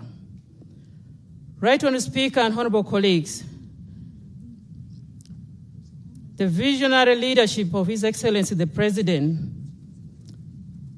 as we today celebrate one of his greatest achievements in ensuring peace in this part of the region, has manifested itself, Right Honourable Speaker, by the sitting of this Parliament in this part of the region. Right Honourable Speaker, I want to agree with the mover of the motion and second the motion because of the result of all that the President has done in ensuring peace in this part of the region. For those of you who have ever lived in a war-torn area will agree with me that life in a state of war is a life that you never wish to live in after war. Right Honorable Speaker, this part of the region was inaccessible for most of the Ugandans, but today, because of the peace that has been ushered in, we here celebrate our President Yoweri Museveni. We also celebrate the contribution by the UPDF in pacifying this part of the region and the whole country. Right Honorable Speaker, notably, we want to also recognize key individuals who made heavy contributions in ensuring that we achieve peace in this part of the region, Right Honorable Speaker. Notably, as we celebrate the achievement in peace, Right Honorable Speaker, we recognize our fallen sons of the soil who contributed heavily in contributing peace in this part of the region. The late Paul Lokech, the late General Keta, Right Honorable Speaker, the late Colonel Ochora, among children of the soil who contributed heavily in bringing peace in this part of the region. Unfortunately, there are no more. We pray that the good Lord rest their souls in eternal peace. Right Honorable Speaker, today we also celebrate our very own commander of the UPDF, General Ken Rugaba, for his heavy contribution. You are aware, honorable colleagues, that at one point he was also in operation in Garamba. And this is something notably that honorable colleagues cannot go unmentioned. Honorable members of Parliament, we celebrate the contribution of our religious leaders, but also among those who served in the UPDF and still serving, some of the good generals like the Lieutenant General Charles Otema Awany. He's among the people who comes from this part of the region. And of course, we have to celebrate. Right Honorable Speaker, when you hear the celebration coming from the tent, definitely I want to believe that the members do agree with me on his contribution in this part of the region. Right Honorable Speaker, as I continue in appreciating the move of the motion, it is important that today we also celebrate our religious leaders. I'm aware that Archbishop Emeritus John Baptist Udama is here. We recognize his heavy contribution in bringing peace in this part of the region. Right Honorable Speaker, we recognize the contribution of the Acholi Religious Leaders Peace Initiative. We recognize the contribution of the Cultural Institution of the Acholi, Lango, West Nile for their heavy contribution in bringing peace. Madam Speaker, as I go to conclude, the biggest problem that we have ahead now as we celebrate the peace that has been ushered in is managing the peace. Madam Speaker, there is a procedural matter. Honorable members, yes, a call.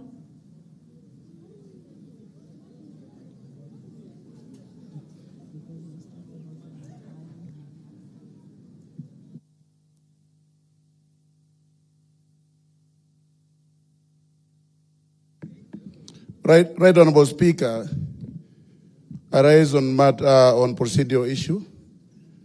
Right, Honorable Speaker, I was very excited and very happy when Honorable Dan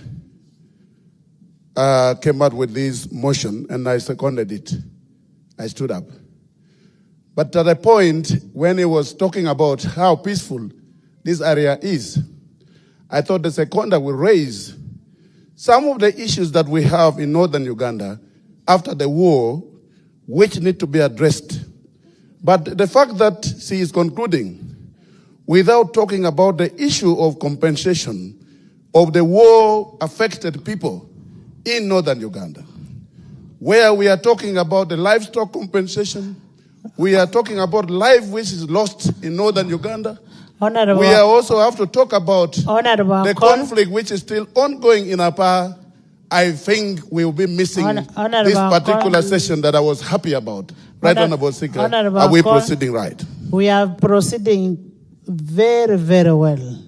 If you had my opening remarks, I talked about the post-war, I talked about the issue of compensation, I talked about the issue of the land, and where I said I will hand over the memorandum to the president, because these are issues that must be handled.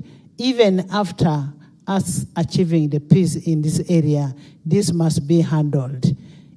when you see a woman defending what happened during that time, personally, I was in Gulu, you know it very well, where you would go and sleep just in Bobby here for 1 week. You cannot come back to Gulu, you cannot proceed, you're under siege. It is, and I'm giving all the women to second, because women would be raped by you people. Yes, can you conclude? Thank you, Right Honourable Speaker, for your wise ruling. Right Honourable Speaker, as I go to conclude, yes, we have achieved the peace. But I want to state very clearly that we are in the process of managing the peace. And there are salient challenges that, colleagues, you agree with me, that need to be attended to. For those of you who have been in the town, Gulu City, when you move late in the night in some other parts of the suburb of the city, we have so many young people, children and youth who are stranded and living in the streets children and the young people. And this is the result of the armed conflict that has been in the region. According to the statistics that you've got, Madam Speaker, so far we have about 2,000 street children and young people who are stranded in the streets, snatching women's handbag, grabbing money around in the local markets around. And Right Honourable Speaker, life is becoming, we are getting back in a state of where there is no actual peace again in the real community where these women are living. So we need to deal with how to address the questions, the plight of these children who are living in the street, Madam Speaker. I want to implore Parliament and Your Excellency, the President, to ensure a special program for these street children in Gulu and the neighboring districts of Gulu City to settle down the children who are in the street. Right, Honourable Speaker. Secondly, there are special programs of government coming in the area. But of course, when you look at the impact and how they are being received by the community, there's a lot of gap. This is coming because of mindset problem. Right, Honourable Speaker, many people have talked about the question of mindset. What is bringing this? This is a result of the armed conflict. After the war, they brought in the program of PRDP. But PRDP had the component of ensuring that we address the question of psychosocial support.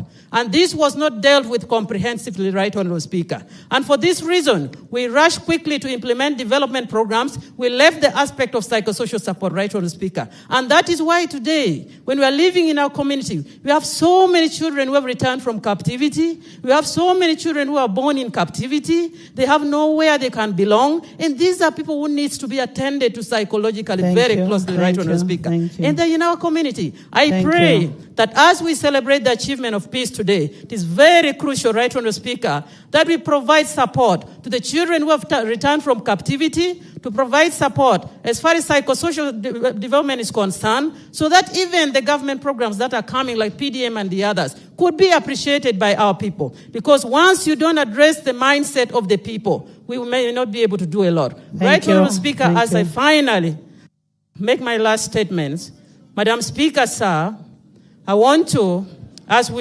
Madam Speaker, as we celebrate the peace that has been ushered in by the President and the contribution of the UPDF in bringing the peace, it is very important that we look at the impact of the armed conflict that has been so devastating in the region and design special affirmative action programs that can deal with it. We have vast land, but the utilization of the land per household, land holding is 10 acres to 12 acres, 15 acres, but usage is only 3 acres. There are capacity gaps in terms of how we can utilize the land that we have. These are results of the armed conflict. I pray, Madam Speaker, that colleagues do support the motion that has been raised by my honourable colleague, that we do appreciate the President and the UPDF in bringing peace in this part of the region. I beg to submit. Thank you, Honourable Lamwaka. Your Excellency, we may need a presidential skilling hub in this region to help us with the youth. And we need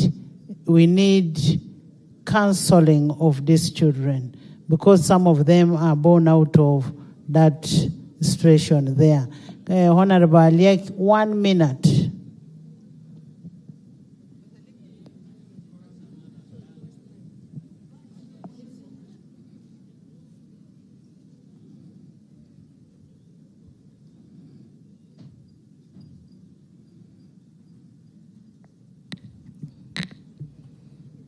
Thank you so much, Right Honorable Speaker, for giving me this opportunity. I would like to thank the mover of the motion to pay great tribute to His Excellency, the President of the Republic of Uganda. I'm really seconding this motion, Right Honorable Speaker, and I would like to thank His Excellency, the President, for safeguarding peace in northern Uganda. We are now enjoying peace in Lango sub-region, in Acholi sub-region, in West Nile, and in Karamoja. Right Honorable Speaker, without peace, there is no development that can be brought in any region of this country or in the world. We first of all want peace, and that is the priority that we are talking about. Lango sub-region was equally affected by insurgency for more than 20 years, that our people were in the internally displaced people's camps. Right Honorable Speaker, we now see this peace. We only need to fight poverty, to increase household income, and to promote mechanization of agriculture, and to do what it takes to bring money in the families, to bring money in the pockets of our people. Right Honorable Speaker, I want to continue to say that His Excellency the President is here with us. He made several developmental plans in this country. He put several developmental plans in his manifesto for Lango, for Acholi, and for northern Uganda as a whole. Right Honorable Speaker, I would like to interest His Excellency the President that may he consider fulfilling most of his pledges, because there are others that have been overdue, including cattle compensation that is going very slowly. We want him to really go back and say, this time round, before the elections of 2026, that we are taking him back as the President of the Republic of Uganda, and we are saying, Your Excellency the President, we beg you to fulfill most of these pledges. You know them. Your Excellency, we are really happy that you consider this Parliament as a very important arm of government, and we are here to interact with you, although we shall listen to you in silence according to the rules of procedure of the Parliament of Uganda. Your Excellency, you have done a great deal in this country. We wish you long live as you still continue to lead this country in the way you are doing it, because the steady progress that we are seeing is something that we have to appreciate. Long live the Right Honorable Speaker of the Parliament of Uganda. Long live the Parliament of Uganda, all the members of Parliament who are here and deliberating on the issues of northern Uganda. Long live government of Uganda, and long live everybody in this country. I thank you, Right Honorable Speaker. Honorable Nakot, then Honorable Jessica. Honorable members, please sit. 1 minute.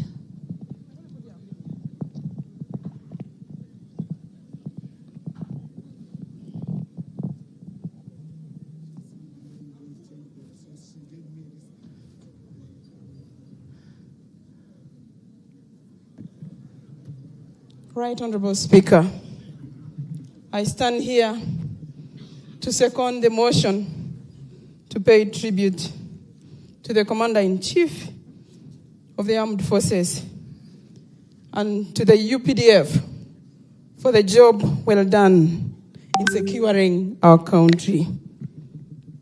Right Honorable Speaker, I was born and raised in Karamoja. I grew up hearing bullets. I grew up knowing that we have to hide and run for our lives, for safety. I grew up knowing that bullets were a medium of exchange in our markets.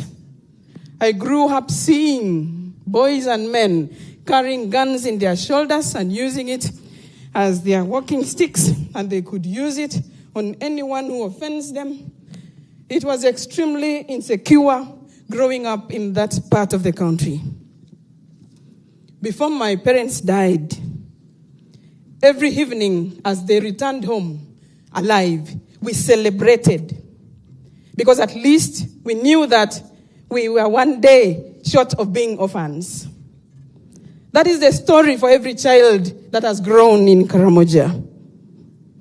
At that time, the guns in our region exceeded the number of guns in some of the ESC countries. It seemed impossible that insecurity would be solved. It seemed impossible that guns would go silent at some point. Until 2006, when against all odds, against all the negative publicity, the UPDF, under the able leadership of President Yoweri Kaguta Museveni, took a bold step to disarm the people of Karamoja. It was not an easy task. I witnessed the disarmament process. I witnessed when the soldiers died. The commanders, I saw their bodies in parts of Karamoja. I am a witness to the level of sacrifice of the men in uniform, the UPDF. At some point I asked myself, what was the motivation? Up to today, I cannot find the answers. That spirit of sacrifice, the revolutionary spirit, I do not know how the commander-in-chief inculcated that revolutionary spirit in the UPDF. A spirit that doesn't see impossibilities. In 2010, exercise, Madam Speaker, in 2010 up to 2007, for the first time in my life, I slept without hearing a bullet. And it's the same for the people that lived in Karamoja. For 7 consecutive years, the UPDF proved to us that it was possible to pacify that part of the country. In 2018, we imagined that Karamoja was now peaceful, and the UPDF had to be deployed to secure some other parts of the country. As if these criminals knew that the people that had subdued them were now going. They came back. And that was the insecurity we were debating in this house when I seconded a motion of Honorable Anthony Esenu. I want to thank this parliament and to thank the President of Uganda for listening to that motion, to do a second disarmament exercise. Otherwise, if they had not done that last year, maybe perhaps the members of parliament from Karamoja who are here wouldn't even be here now, because the situation was again bad. The UPDF have mastered the art of dealing with the criminal elements in Karamoja, especially those who carry their guns and misuse it to destroy the peace of others. I want to stand here to support the cause of the UPDF, to support that if a budget appears in this parliament the way it has been appearing, we just maintain it. Right Honorable Speaker, in the same revolutionary spirit that the NRM subdued the gun in Karamoja, I have the conviction that in that spirit they can subdue the scourge of poverty in that region. A region that has continuously reduced the numbers of wealth creators in the country, that has spoiled the indicators of this country. I have a strong belief that if we attacked this menace with the same revolutionary spirit, and the UPDF can deliver it for us, that we will be there with the rest of the country on the same line. Right Honorable Speaker, it is my appeal that even as we celebrate these great achievements of the UPDF, not only in Karamoja, but in the country as a whole, that the transition from insecurity to sustainable peace doesn't be rushed. That the withdrawal or the decline of the UPDF in Karamoja should not be rushed. Otherwise, the same criminal elements who came back in 2018 can come back fierce and worse than they were in 2018, and they could harm our people the more. That is my appeal, Right Honorable Speaker. Honorable Speaker, the second appeal. Given the level of the orphans, the number of the orphans that this war created in this belt of the country, not just in Karamoja, in West Nile, in Acholi, in Lango, and in Karamoja, the statistics indicate that over 60% of our children are actually orphaned. Perhaps that's the reason we're having a crisis of teenagers whom we don't know how to deal with. It is my appeal that government will consider a special fund to support the orphans that have come up as a result of the war. I submit, Right Honorable. In education, you have a motion on education for the Karamoja region, and Honorable Jessica. Kindly, the President has other engagements.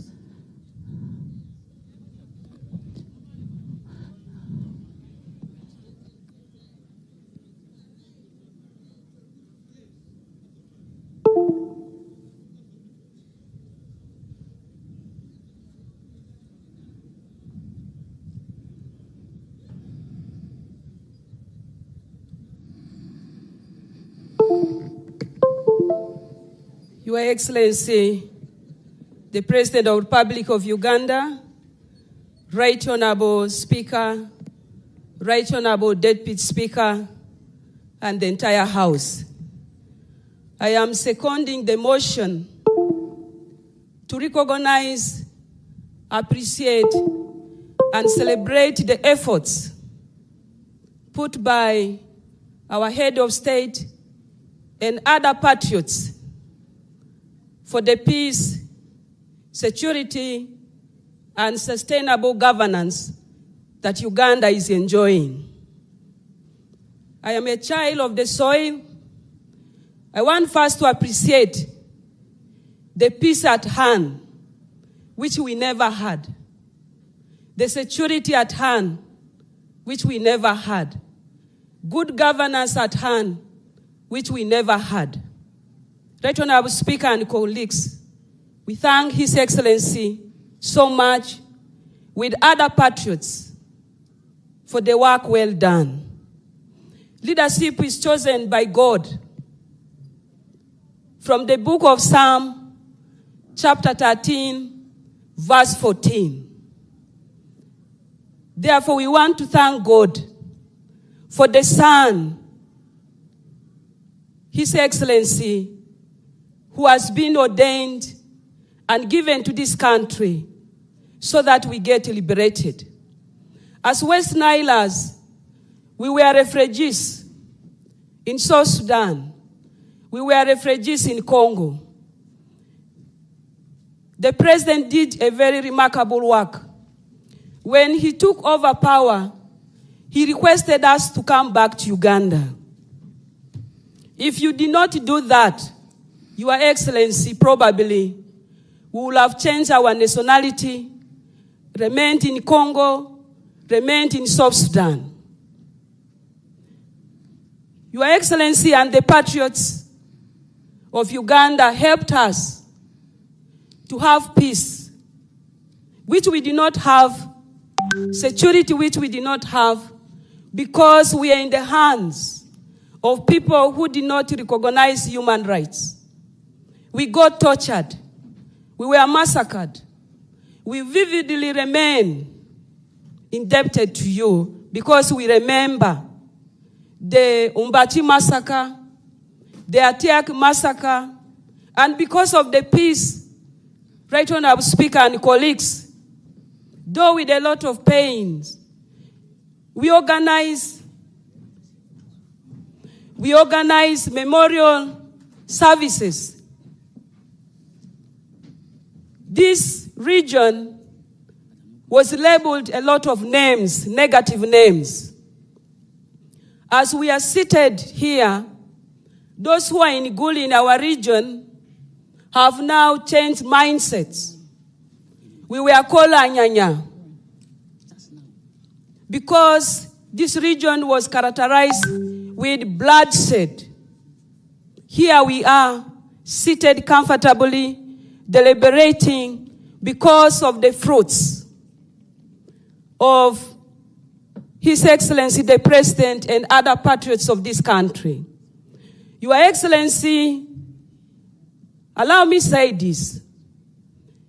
We leaders of West Nile and people of West Nile have listened to you carefully for all these years. We are changed people. We have learned from you. We appreciate the systems you have put in place. We now want you, with your team, we are requesting you and your team to help us to have economic liberation. We have learned. We are your ambassadors.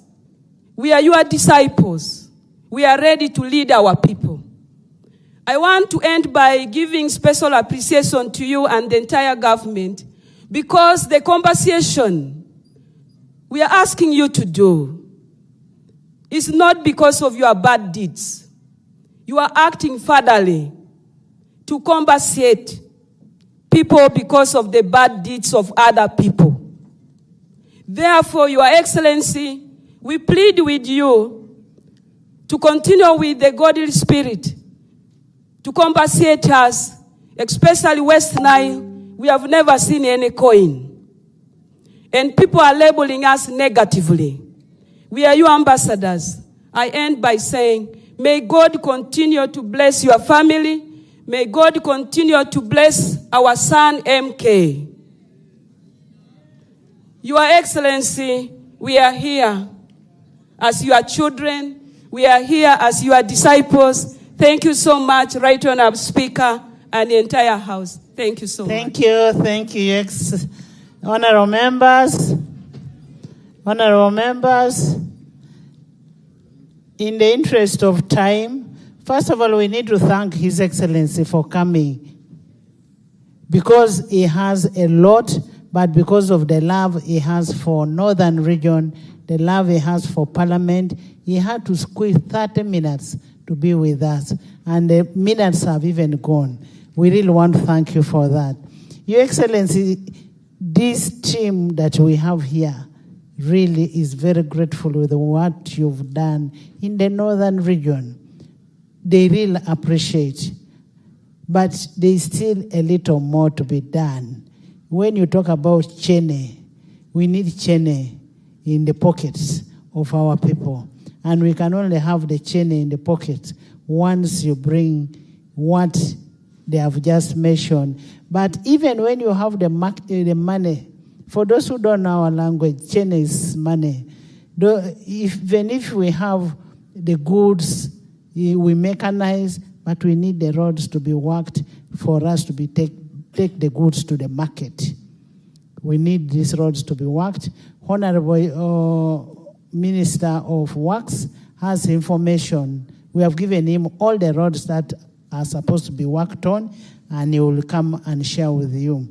I now put a question that the motion for resolution of Parliament to pay tribute to His Excellency the President General Yoweri Kaguta Museveni, the Commander-in-Chief of Uganda People's Defense Forces, for the visionary leadership of Uganda People's Defense Forces in safeguarding the peace, security of Northern Region, that is Acholi, Lango, West Nile, and Karamoja, be adopted by this Honorable House. Those in favor say under contrary and nay. The ayes have it, and Your Excellency, we want to congratulate you so much, and we want to thank the team that is able to come here. We want to thank General Salim Saleh, who is here, a resident of Gulu. Where is he? General Salim Saleh, you're most welcome. And we want to thank you so much for coming. We have in our VIP gallery, we have Honorable Todrong, Richard, Right Honorable Trodong Richard, so that when you're addressing, you know the people who are here. We have Mr. Abid His Grace, the Archbishop Emeritus, Odama. Odama has been very influential in this region. I have Mr. Abidre Stephen LOC 5 Maracha. We have Mr. Atul Sam, Mayor Lira City. We have Mr. Arach Emmanuel LOC 5 Noya. We have Mr. Okwanga Alfred, Mayor Gulu City. Mr. Opio Moses, Chief Administrative Officer Abim. Mr. Tolit James, Town Clerk Claro Peche, Gulu City. We have Mr. Martin Okumu, Deputy Prime Minister Ker Kwano Acholi. Reverend Father Matthew Okun Lagor, Project Manager of the Cassava Program in Northern Region. That is for validation. Mr. Ojok Samuel Kitanga, District Speaker Agago. Mr. Arai Christopher Abor, LOC 5 Kitugum. Mr. Okwiri Patrick, City Speaker Lira. Mr. Wadri Sam, Mayor Arua. Mr. Lotte Paul, Kotido District. Miss Akelo Alice Opio, RDC Gulu. Mr. Akelo Francis, RDC Amolota. Mr. Okwise May, Gulu District Retired RDC. Mr. Otim Otto Dennis, the cow of Lira. We'll continue announcing as they bring. We have the RDC of Gulu Amongin, right there, yellow girl.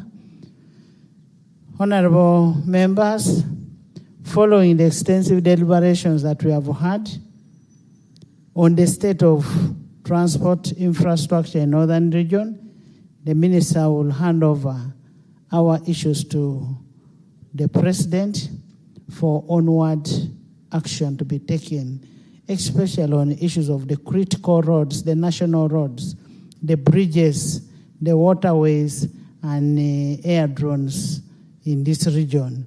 It is our plea, Your Excellency, that we work on this as a fountain of honor. We know there's nothing that is impossible. You'll handle, and we want to put Northern Region at a level of other regions. We should be able to put, as Parliament of Uganda, our focus now is on Northern Region. We want Northern Region, much as the peace has come, but we want the peace in the pockets also to be there. We want to thank you. I now want to take this singular honor to invite you, Your Excellency, to speak to the members of Parliament, to the people of Northern Region, and by extension to the country.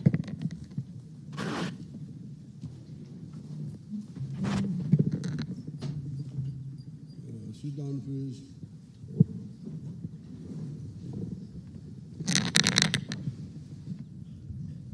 The Right Honorable Speaker of Parliament,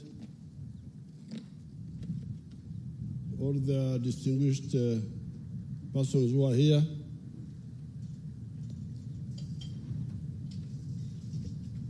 I want to thank Parliament for passing a motion recognizing the work of the UPDF and the NRM in pacifying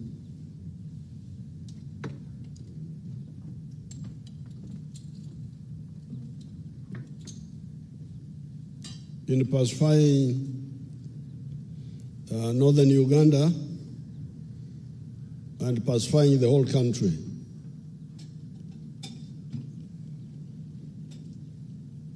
What you need to know this is important for you if you are going to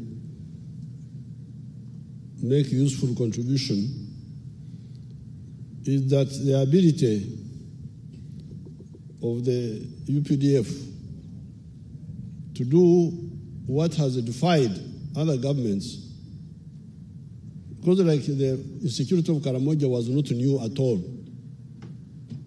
It had been there even in the colonial times.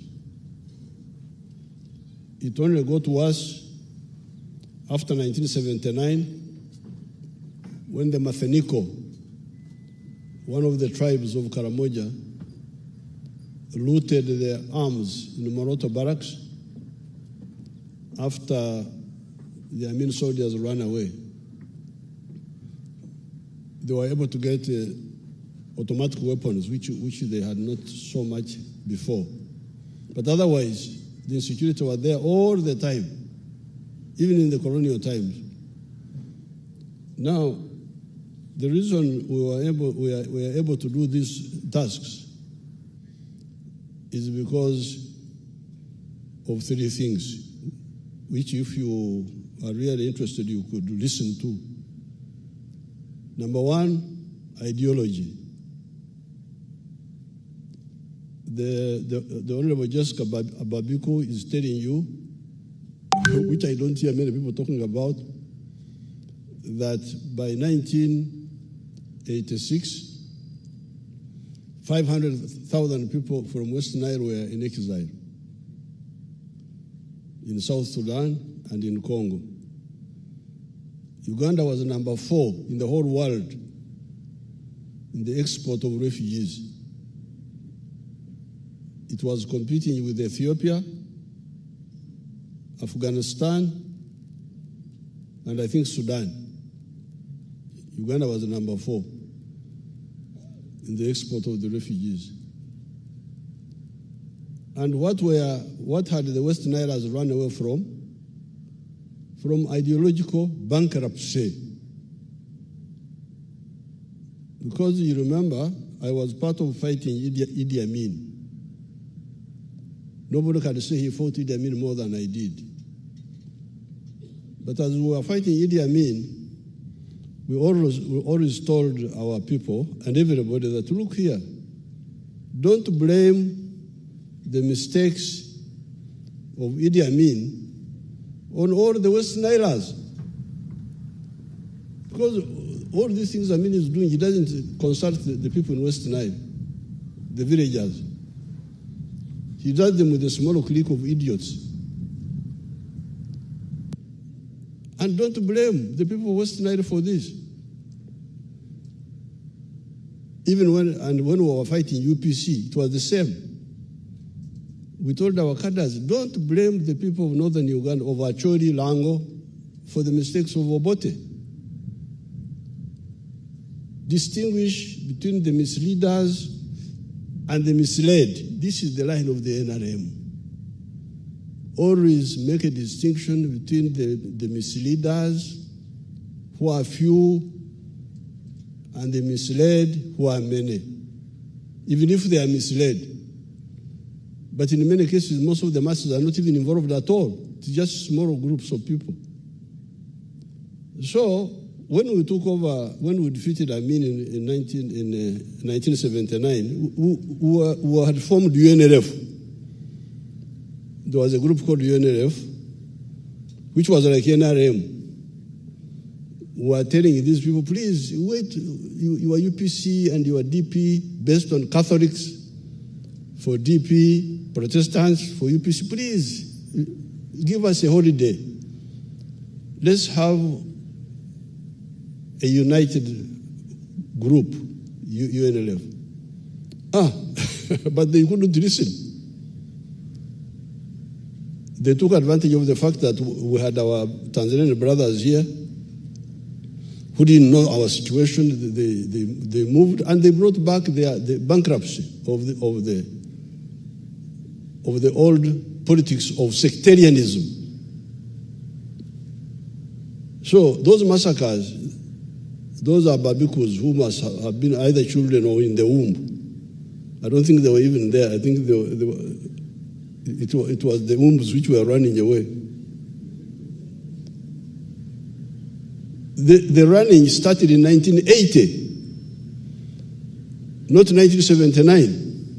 1979, we had, because we were together with the Tanzanians, we were with the UNLF, and we had said, isolate Amin. Don't blame the people of West Nile for the mistakes of Amin. But when they brought back their UPC and their nonsense DPs, that's how the problem came up. You West Nilers, you are relatives of Idi Amin, so we kill you. Imagine to be killed because of my relative. Bankruptcy. So if you you say that you really appreciate, you better understand. So that's number one, ideology. We believe in individual responsibility. You cannot blame a group for the mistakes of one member of that group. That is point number one. And we never believe in sectarianism. So the first reason why we are able to do what Nakut, I thought Nakut was a cadre. Now I've discovered she's still a Karamajong.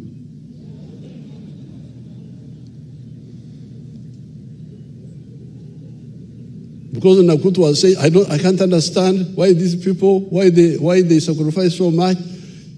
Yes, if you are convinced, we are always celebrating the Martyrs' Day in Namugongo on the 3rd of June.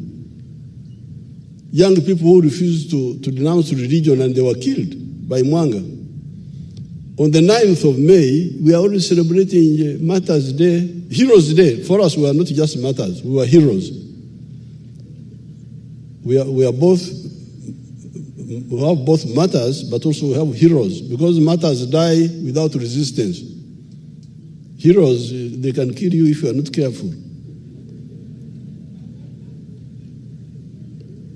As you try to kill them. So on the 9th, we celebrate the Heroes' Day. People who stood because of conviction. If you are convicted of something, you will stand. So the first reason how we were able to do what these other groups failed to do is because of ideology. Secondly, discipline. What Nakut was saying, how the cattle rustling came back in 2018, it was not just the removal of the troops. There were also some mistakes by our commanders, corruption. They stole the money of the LDUs. You know, we had Karamajong LDUs. And they stole their money. They didn't pay them. And you know how confused the Karamajong groups are. So they said, okay, so if you are not paying us, we are going to raid. That's how it all started. There was also another man, I've forgotten his name. Is it Achuchu? Achuchu, the one whose wife they took when he was in jail. And when he came from jail, he said, you better replace my wife who was taken. They just looked at him. He went and raided cattle to buy another woman. That's how it all started again.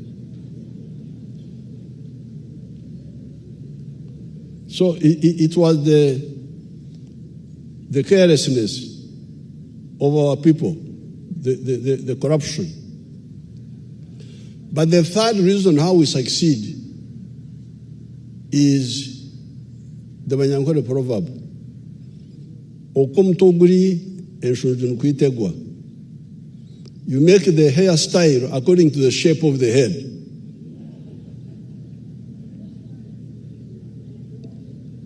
If you have got a head with big bones like this, the hairstyle will follow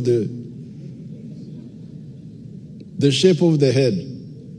When we are budgeting, this is very important for you, pharaohs.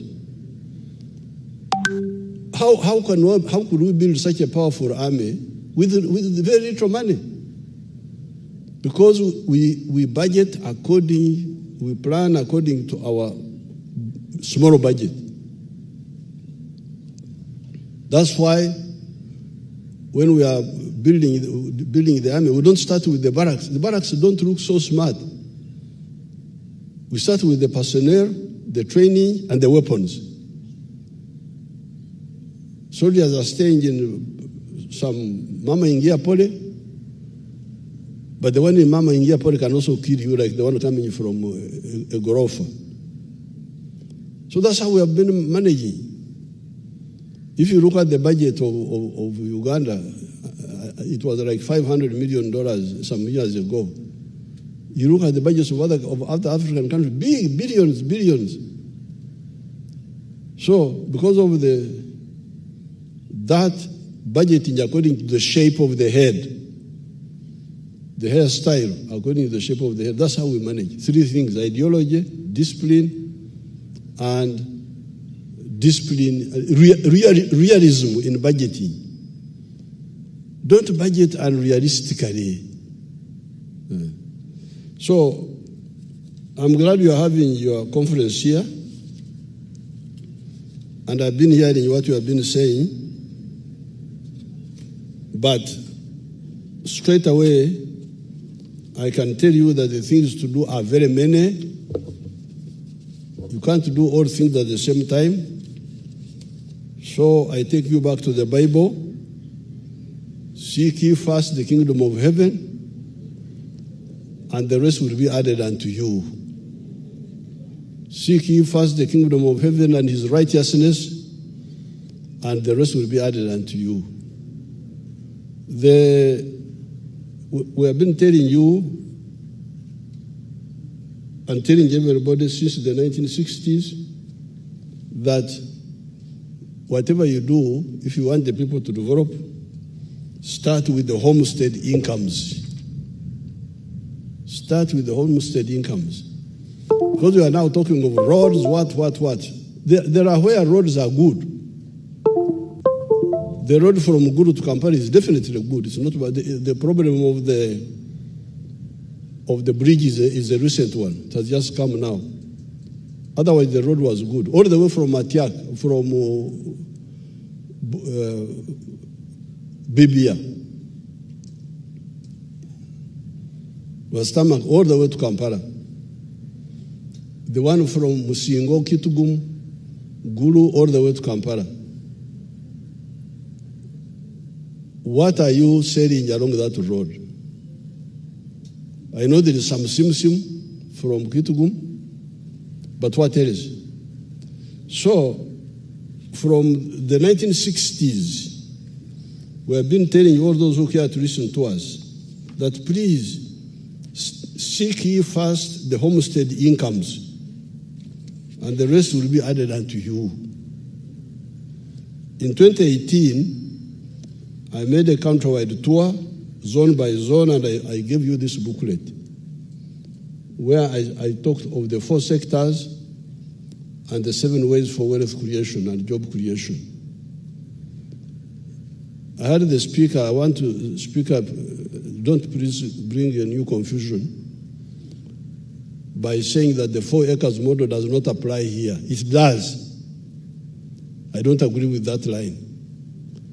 In this booklet, I made it clear that the 4 acres model was a rescue operation for the parts of the country that had already fragmented land.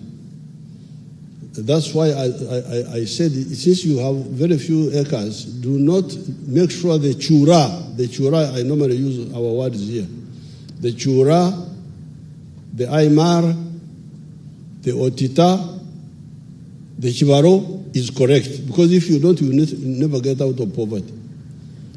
That's why I said, for the 4 acres and less, 7 activities, 7 enterprises. Coffee, 1 acre. Fruits, 1 acre. Pasture for dairy, 1 acre. 1 acre for foodstuff like cassava. In the backyard, you put poultry for eggs, you put piggery for pigs. Then if you are near a wetland, fish farming. And when you do that, you get millions of shillings, even if you are doing it on a very small scale. We are giving you the examples of the Nyakanas and so on. And I called this here in this booklet, intensive agriculture. Use intensive agriculture with high-value enterprises to get out of poverty using a small piece of land which you have, either 4 acres or less. But even if you have got more, there's no harm. Instead of having 1 acre of coffee, have 4. What is the problem? You can still use the same even if you have a bigger land. And 10 acres you are talking about, because I want you to make the chura, don't just talk. Now I want the chura of the average land holding in the north. When I fly over coming the way I was like this morning, the area is not, that land, if you look at the gardens, from especially Lango, I'm not so sure how many people,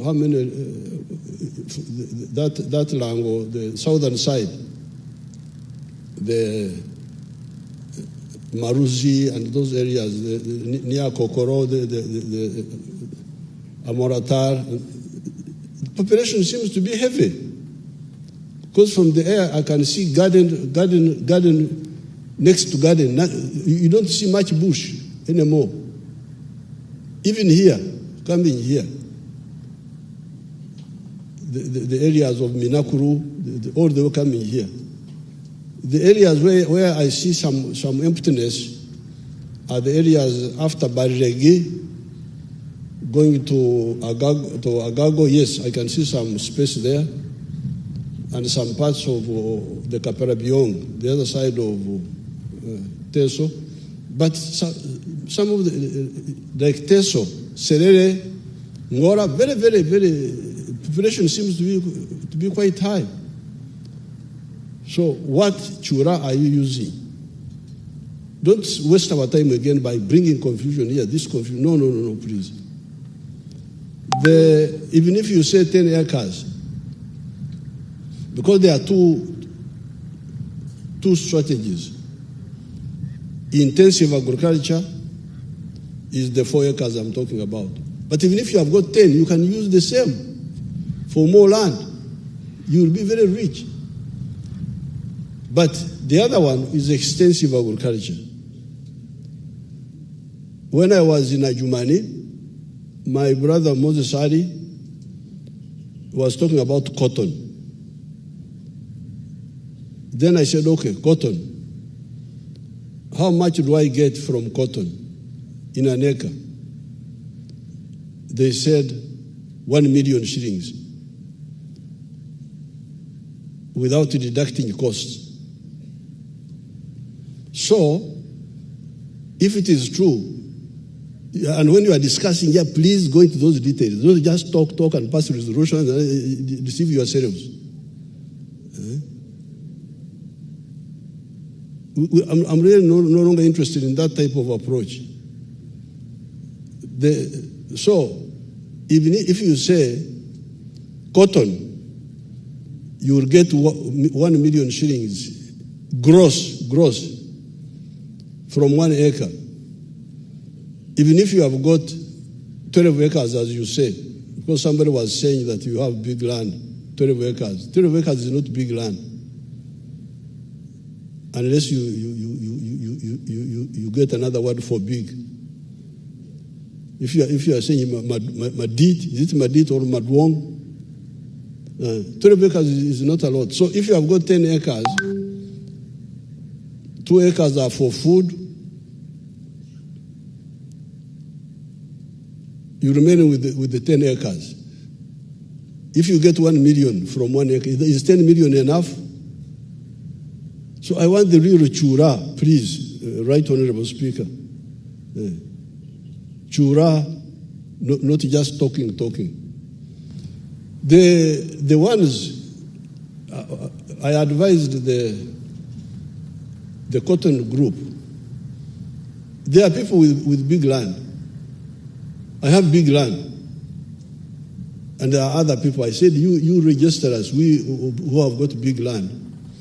Let us produce cotton for you. I can put 100 acres of my land to cotton out of patriotism. I don't need cotton. But if the country needs cotton, I can grow it for them. 100 acres, even if I get 1 million per acre, that's 100 million. Of course, 100 million is not too much money for me, but I don't mind. I'm doing it for the country. Now, if you were to do 1,000 acres of cotton, you would get 1 billion. So it is true that you can get good money from low value crop like cotton if you do it on a really big scale. But 10 acres is not big scale. So don't confuse our people with just new confusion.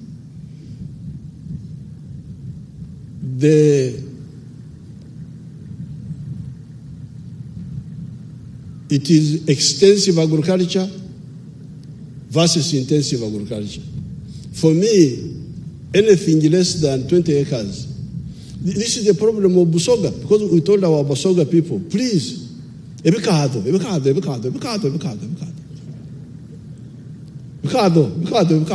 Kamara.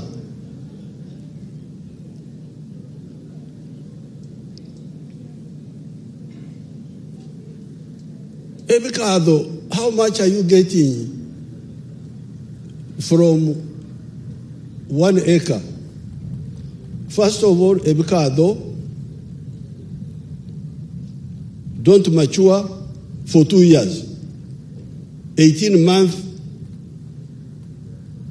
the ebikado is still growing. When you harvest it, omusoga alirudawa. Ngweno omusoga wano bwino kyakolaga idawano tukobere ekibalo ky'ebikado.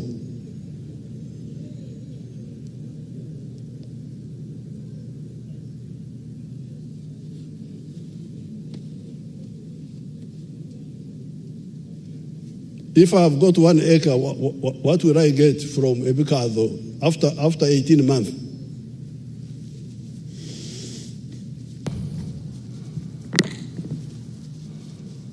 Your Excellency, if you have 1 acre and you plant and wait for 18 months,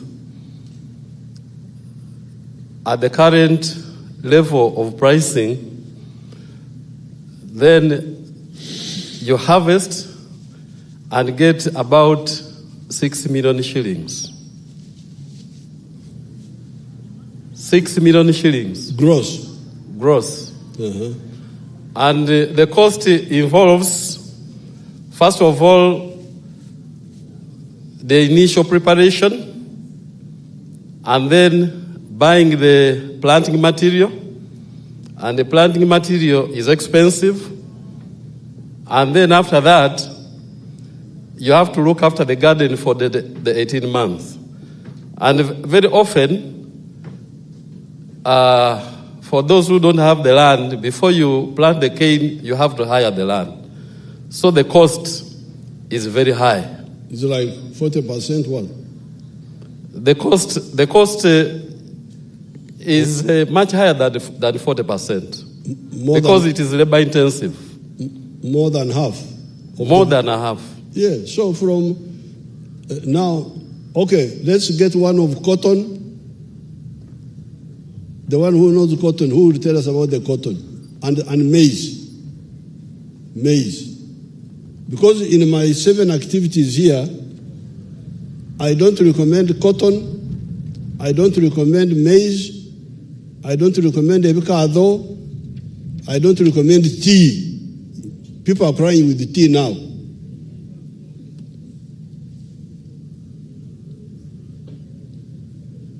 Excellency, I can talk about the maize. How much would I get from 1 acre in a year in maize? Maize for 1 acre. An acre? 1 acre of maize, you get about 2 million shillings for a season if you have used very good practices. Yes, I'm talking from experience because I grow maize myself. The last season, I got 2 million per acre. However, the cost of per acre, honorable members, can we have some silence? Per season. 2 million per acre per season. So that's 4. If you have very good practices, so that's including using good seed, using either manure or fertilizer, so that you get about 4 million in a year. Yes, about 4 million in a year. And the cost? And the cost would go to about 3 million shillings. Out of the 4? Out of the 4 million. So 1 million. Okay, Tiama, Oya Tiami. Or Pamba, the one of Pamba, who can tell us about Pamba? Pamba. Thank you, Your Excellency. I'm Isaac Otimiki from Nebi District in West Nile, one of the areas that grows cotton. In average, an acre of cotton will produce between 600 to 800 kilograms per acre. But because of the unstable prices of cotton, whereby last year, the last season, prices went as low as 1,500 shillings per kilo. That's how much now? Yes. So you find that people were getting between 900,000 to 1 million shillings per acre. Yes. Per year. Per year. Bepping. Now, that leaves us with which one now? The other one is what? Your Excellency, I'm Judy Saliek, a member of Parliament for Kole District in Lango Sub-Region. I'm the chairperson of Lango Parliamentary Group. Your Excellency, I would like to add my voice to the growing of maize in Lango Sub-Region. As I talk now, Your Excellency, an acre of maize can give you between 10 to 15 bags. And then the price of maize right now is between 600 shillings, 600, a kilogram. So a bag of maize right now is going to about 60 shillings, 60,000 60,000 shillings, Your Excellency. Now, when you multiply 60,000 by 10 bags, that's about 600,000 per acre, Your Excellency. We have to tell the truth here. Yes. Yes, thank you, Your Excellency. So therefore, please, I beg you, I don't want Gulu confusion. That Parliament met in Gulu and confused our people and said, forget the 4 acres.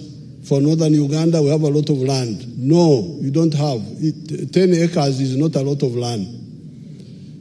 Because if you are going to get 1 million shillings per acre for maize or cotton, even if you have got 10 acres, how much is that? You will not get out of poverty. But with fruits, the return is very high. In some areas, it's very, very high. You can get the figures. There is a group at Kakoge. Is it Kakoge? They have got a factory there of fruits. We are supporting them. Will you check with them how much they are earning from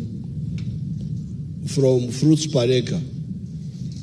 Cotton, because some of the areas in the north here can grow coffee. Some of the areas in the north can grow coffee. Like West Nile, they can grow coffee. Even these areas here can grow coffee. So please, my document is here. God has got a copy. It got long ago. Please study it very carefully if you want our people to get out of poverty. So this is my point number one. The roads, yes, but the roads which are there are not being used fully. The roads which are there are not, yes, I know the areas which don't have good roads. I know them because I always go there. But even where the roads are good, they are not being used fully. So please, seek ye first the kingdom of heaven, seek ye first homestead incomes, and the rest will be added unto you. Now, secondly, this is for all the political class. Yesterday, I was having a meeting with the religious faith with Mama Janet about the schools. And one of the issues we were discussing with the foundation bodies is the school charges. The NRM, since 1996, has been pushing for free education in government schools. But other people are pushing for charges for this one, for this one, for this one. Please, if you want those children whom you say the street children, the what? They are street children because many of them did not go to school. And what is blocking them? School charges. So the political class, all the elite, please, if you say you care about your people, support my position on free education. If you don't want to support that, then keep quiet, let the children suffer. Don't just talk. This is the second point. Seeking for homestead incomes, free education in government schools. We have been begging from 1990, it's almost 30 years now. UPE, they put charges.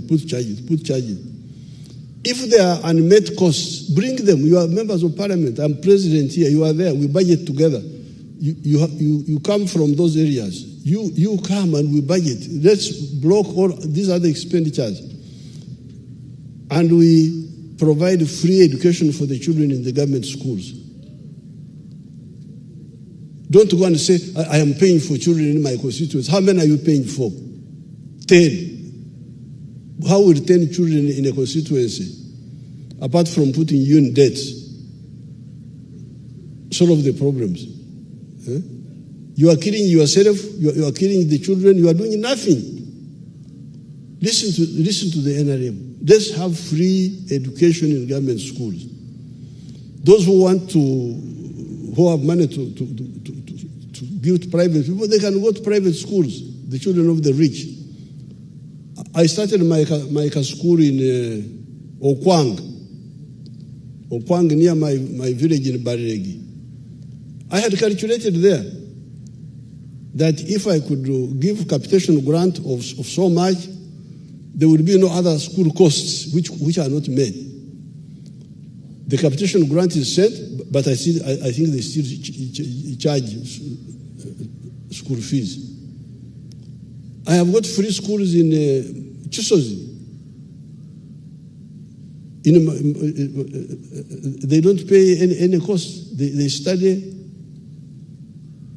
It can be done. So, free education, if we want our people to get out of poverty. Infrastructure, I totally agree, especially the railway. Have we not repaired the railway line from Tororo to Gulu? Is it not repaired? They were repairing it. What happened? Works. Echweru.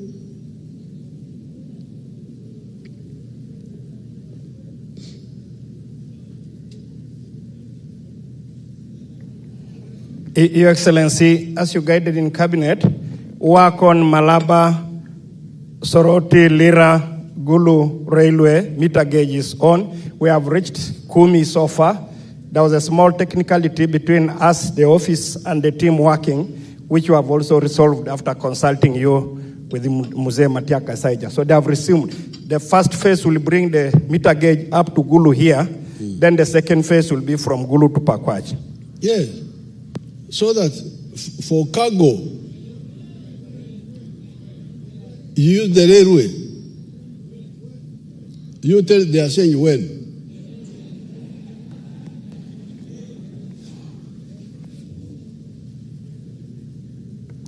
Just like I've indicated to my honorable colleagues. The estimated time, we call it ETD, estimated time, ETA, estimated time of arrival. What is the estimated time of arrival?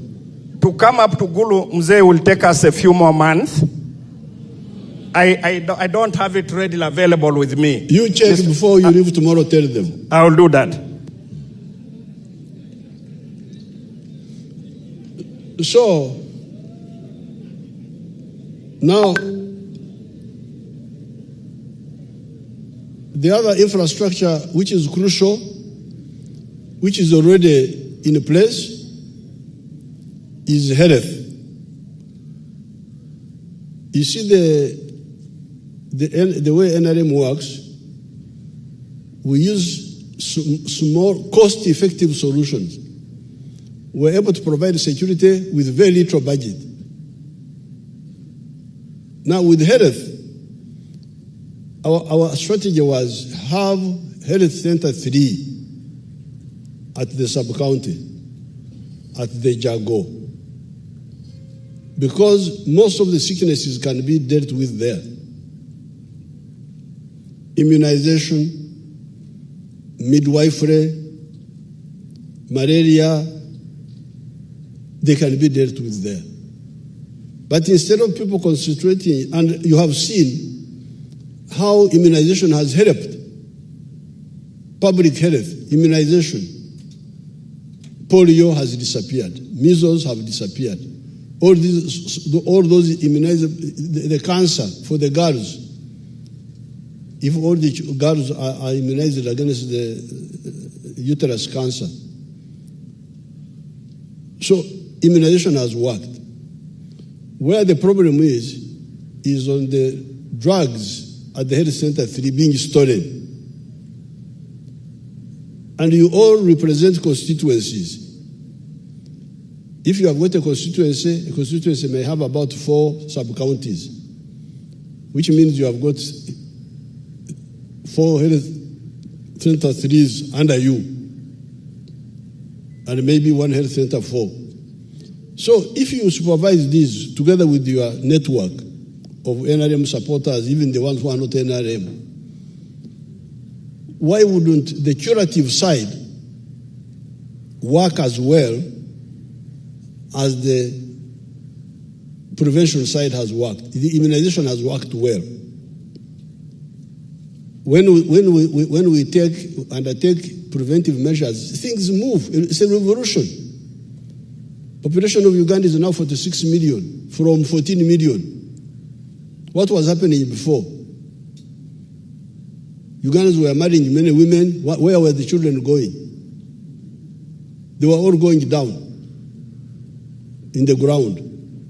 That's how you get the autos. The auto means he followed the people who died, I think. Now, what happened? Why are the children not dying? Because of the just immunization. But there are other measures which can be taken and improve health, like malaria control, sleeping under the bed nets, and other anti-malaria measures should be emphasized by the health managers of the district. They don't. We were able to deal with the guinea worm here in the north. Where is the guinea worm now? It's gone. Guinea worm went because of simply boreholes. Because guinea worm was coming from dirty swamp water, people drinking it. Bilharzia attacks people when they go to collect water from the river.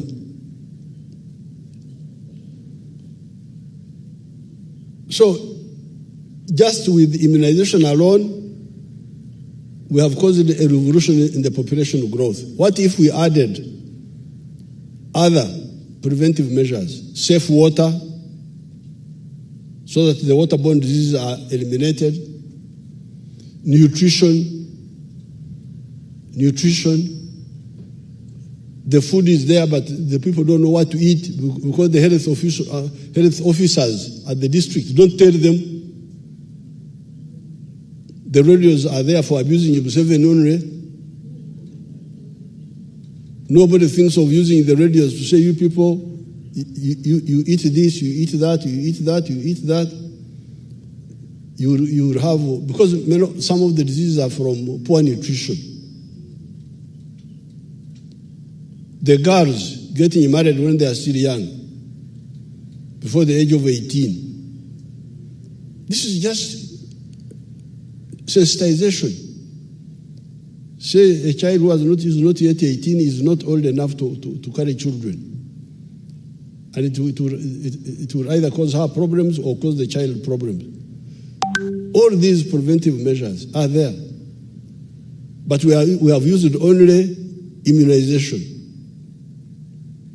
And you see how much it has helped us. What if we added all the others? So while I note this, the budget, the infrastructure, the infrastructure which you have is already good enough. Let it be fully used. If it is used, you can be sure that many of the sicknesses will be eliminated. Then we remain with the cancers, with the other diseases which are, and then we remain. But even the diseases of prosperity, or obesity, heart disease, diabetes, the diseases of Jalonyo. When you are rich, you get all sorts of non-communicable diseases. They can also be stopped by exercise. So yes, we can spend more on the health infrastructure, but how about the strategy of health care, which is not just buildings and even drugs? By the time you go on the drugs, you have already lost your health. Now, the other crucial infrastructure element which you should talk about is irrigation. We launched something here near Tochi. That Tochi, what is it about? What are we irrigating there? Can somebody tell us? Tochi.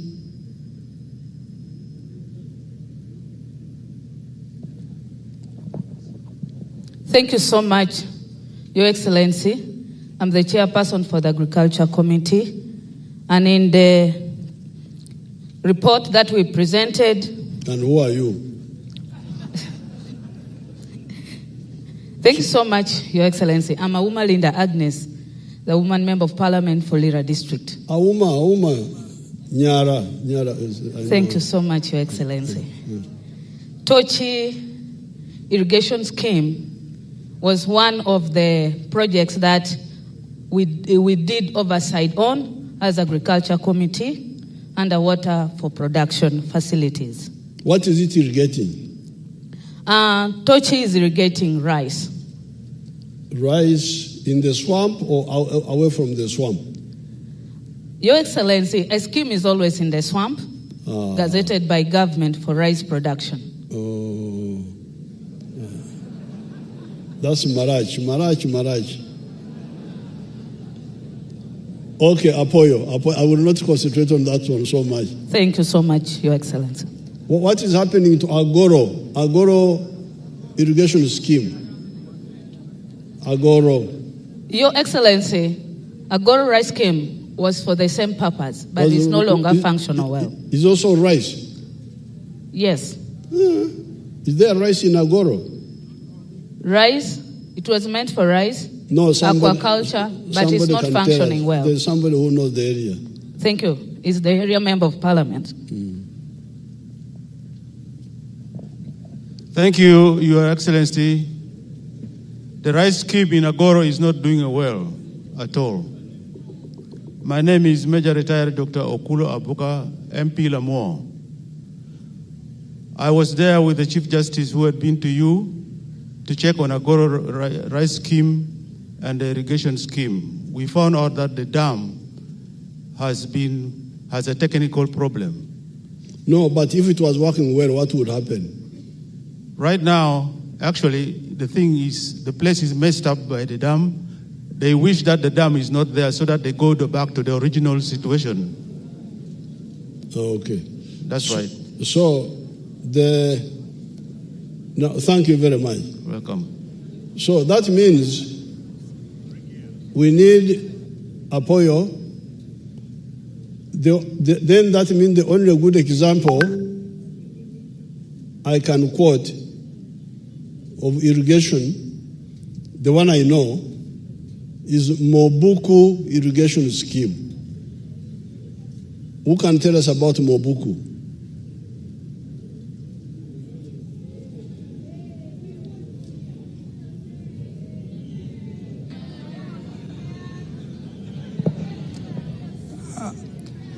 Your Excellency, my name is Atkins Katsabe. I'm a member of Parliament of Bukonzo County West. Your Excellency.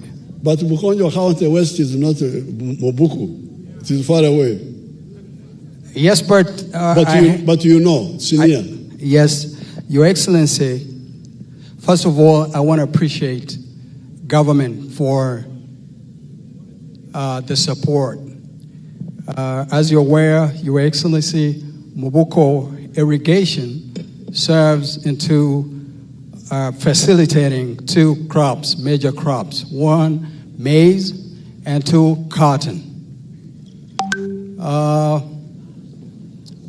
And Mobuko has placed Kasese to serve as a district basket in as far as food production is concerned. Your Excellency, in April 29, 2009, we were with you in Katoru. Katoru serves as a cotton growing area for cash production. And I remember Your Excellency advising your citizens in Katoru to diversify from cotton to other crops. And you promised them, Your Excellency, to give them a large scale or medium water for production. Your Excellency, your people in Katoru are still waiting for that promise from you to get delivered because it was a presidential pledge, Your Excellency, in addition to clean and safe drinking water.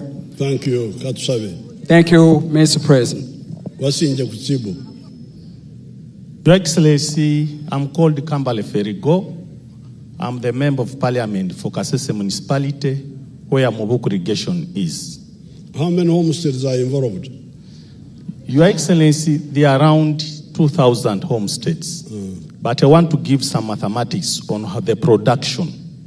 Most of our people in the Mobuku irrigation scheme currently are involved in rice production.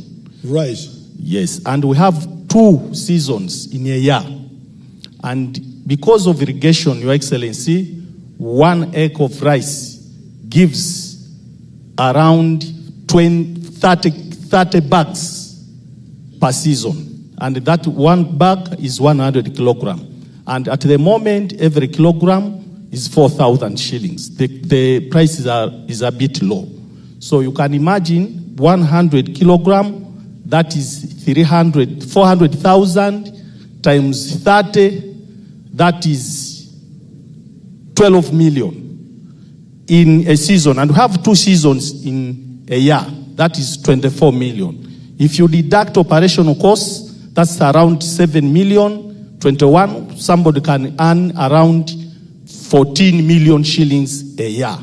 And that is because of irrigation scheme. As Kasese Municipality, we are grateful for the scheme, Your Excellency. Very good. And the good thing about Mobuku is that it's not in the swamp. We get water from the swamp and irrigate crops on the land. From Mobuku is a river, it's not a swamp. So you get water from the river to... So this is what we need to do in the whole country. As I was coming here, I was seeing some people, especially in Lango, southeast of Kamudin. Some of them have been trying to go into the swamp to grow crops there. This is a mistake. We need to irrigate, take the water from the swamp to the dry land. And if we do that, we shall get much more money than if we disturb the swamp. So therefore, in my view, the issues to do are very many. You can't do all of them at a go. But if we go in a systematic way, like you are saying UPDF, NRA, how we manage to do things, difficult things, but with scarce resources. Mot, you go far. A chair, you go far. Mpora okolachi? Bugusichi? Kamwe kamugwechi? This is what we should really be clear about. And also tell the voters are people who are who they know, they are not children, they are not young people, they know that you can't. It took God 7 days to create the world, you remember. God started on Monday, he did something, on Tuesday something else, on Wednesday, and so on. Then on Saturday, that's when he created us. Now, if God it took him 6 days, who are you to do things in 1 day? But the issue is to go deliberately, stage by stage. Now, for me, I really appeal to the voters who are listening to you and to you people that please start. How do we summarize it in our Luo? Lonyo Pidano Oti Achera. Come and say it for me in proper Achori. Lonyo.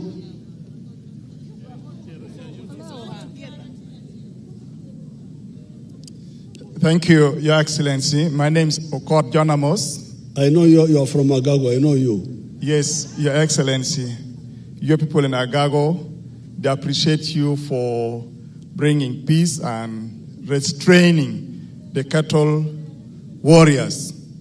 Although they are suffering with one small problem, the kraal is muddy and many cattle are dying. We know one day that problem is going to be sorted out. Your Excellency, on what you have been talking about, Lonyo Piot Achel. Lonyo Piot Achel. Thank you. This is really what we should insist on. How do we say it in Lugubara?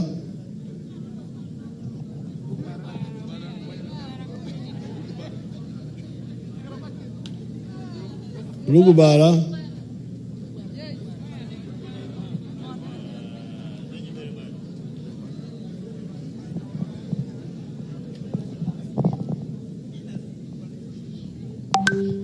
Thank you very much, Your Excellency.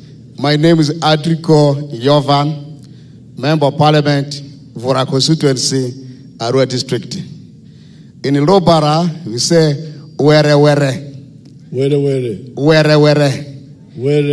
Yes. That means what? Thank you. What does it mean? Were means small.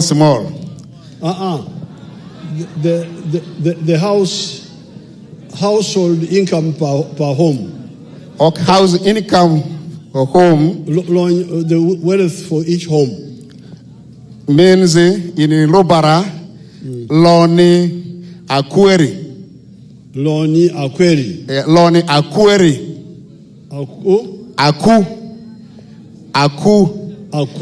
Aku means home. Okay. Yes, Loni Akweri. You have had it, you people, Rugubara people have had it. Yes. Now, the Karamojong. Madi. Yes, thank you very much, Your Excellency. I am called Aleru Tom Aza, MP known. West Moyo. You're well known. Tom Aza is very well known. Thank you very much. Your Excellency, what we are talking about is alleviation of poverty at household levels. Gaga, garu karobe. Garu karobe ko enza. Very good. And then, Your Excellency, this is now a reminder. Your Excellency, while we were in Chankwanzi about 2 years ago, we thank you very much. You promised for us tractors for all the MPs in the district from northern Uganda. And indeed, we were invited for these tractors. And we are taken to Namalere where we are given the tractors. But the tractors were given without the hose. Oh. So this is what we are requesting from you. Thank you very much, Your Excellency. Agriculture sort it out. Yeah. Your Excellency. Your Excellency, Nimadi Lonyi is Elonyi. Ot, be ot, hoti, achel, alo. In full, long be otachel means that's Elonyi in Madi. Elonyi koti alo ni. I thank you. Okay, you have had it now. Yes, thank you, Your Excellency. My name is West Sylvia Vicky, woman MP in Ablatuk District. Inaka Rimojo, Ebari Angolore. Oh, Ebari. Angolore.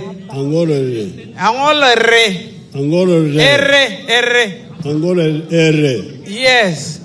But Your Excellency, I want to tell you something about Karamoja water for production. If there is anywhere where the dams have been constructed and there is no water, you find them in Karamoja. Karamoja has dams that have never been handed over when they are completed because there is a lot of shoddy work. I need to be protected. Thank you, Your Excellency. No, I will protect you. I'll look for you. I know you. Awayalet is one of them, which was constructed in Ablatuk District using resilience project. Since the dam was constructed, it is dry up to now. I'll look for you. Thank you, Your Excellency. So we'll go for the field. Your Excellency, thank you. I'm called Chalain Betty Louke, Member of Parliament, representing people of Amuda, that's in Karamoja. Your Excellency. Oh, yes, the Pokot. Yes. Your Excellency, I'm a Pokot, a small tribe in Karamoja region, which has different cultures. The translation on whatever you've been telling us about household income in Pokot, it is said,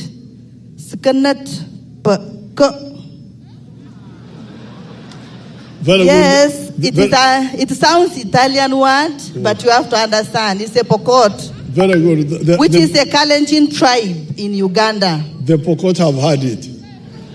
Thank you, Your Excellency. So my request, Your Excellency, from Amudat, we have so many dams which were constructed, but it needs what we call desilting. So the ministry can get aware about it. Thank you.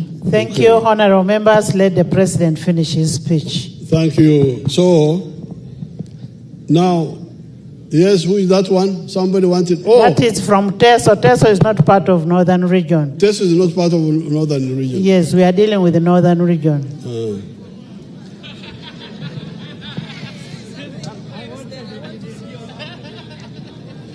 Now, here in northern Uganda, I want to thank. No, we have finished. Honorable members, when the president is speaking, he must be heard in silence. Here in northern Uganda, I have been working with Archbishop Odama on the issue of cassava. The cassava is very important. I had asked Mzee Odama's team when we met in Chobe about the Chura, Pareka, because me, I started with that one. I don't know whether Mzee Odama's team, the other reverend, I don't want to make Mzee Odama have to stand here, but the other reverend who was handling the cassava, what was the Chura, Pareka? Come here in the center, they see you. Bino Khan. Here where they can... you pass behind, this is a gallery. Father, kindly pass behind this side. No, here in front of the MPs. Here. Apoyo, I can see you now. What was the Chura, Pareka? When the prices were good. Your Excellency, the President of Uganda,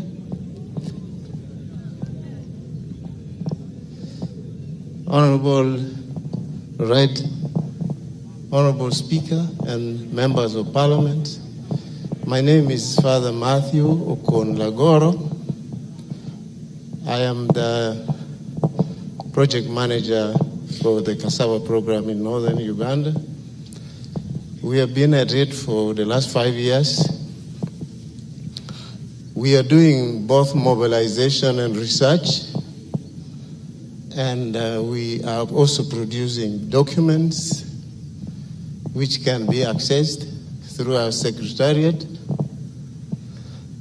Your Excellency, the President, to cultivate cassava to when it is to be harvested, we spend about 1.5 million shillings per acre.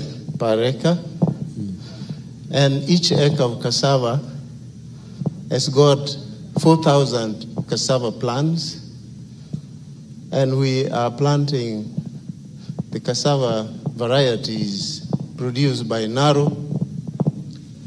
Narukas 1, Nase 14, and Nase 19. These varieties of cassava are very palatable when you eat it. The other thing is very important. It produces a lot of tubers. So it has got both the consumptive and the economic aspect of these varieties. Each cassava plant in an acre, if you sell it at a religious level of 1,000 shillings,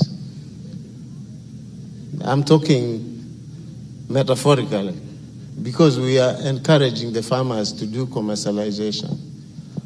So if you sell your cassava for 2,000 shillings a tree in the cassava fields, you get about 8 million shillings per acre. In a year? In a year. That is 9 months or what? That is 8 months. Okay. And if nuts decide to buy from you, the farmer, cassava planting materials at 40,000 shillings per bag, you get 4.8 million shillings. So put together the tubers and the cassava planting materials, you get about 12 million shillings per year. So, very good. So, Apoyo Matek. Now, for cassava, you can hear cassava is important for... I want to meet my PPS. I want you to organize so that I meet Mzee Odama in the coming days. My PPS be in touch with His Grace. Now, our cassava project, we promoted a lot of cassava in the northern Uganda, but also in Teso. And the production now is very big. So we are now beginning to get problems of processing. But there was also a mistake, which we didn't know, done by the Ministry of Finance, where apparently they put a tax on starch made in Uganda. They put VAT 18%. Then they did not put tax on imported starch. Now recently, when I was in Buked area, in Teso, I had gone to Teso initially for our daughter Among's function. Then I also went to Buked and I got this information. And there is a factory there operated by an Indian, very good factory, producing very good starch for making pharmaceuticals, making other things. They told me this. So in the cabinet on Monday, I ordered the removal of the 18% tax on the locally produced starch. Thank you.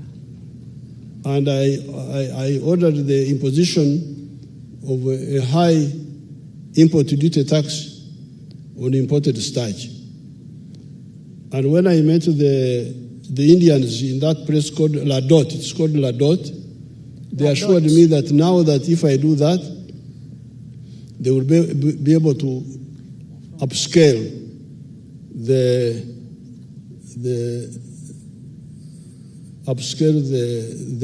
processing, so that problem will be addressed.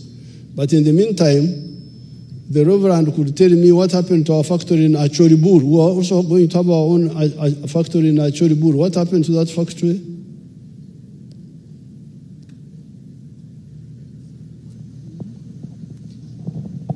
Your Excellency and Right Honorable Speaker and the members of Parliament, the processes have been done, due diligence have been done. There is still one little thing to be discussed with UDC before they can start the project. Those UDC go work like a snail, actually. Are you satisfied with their speed or what?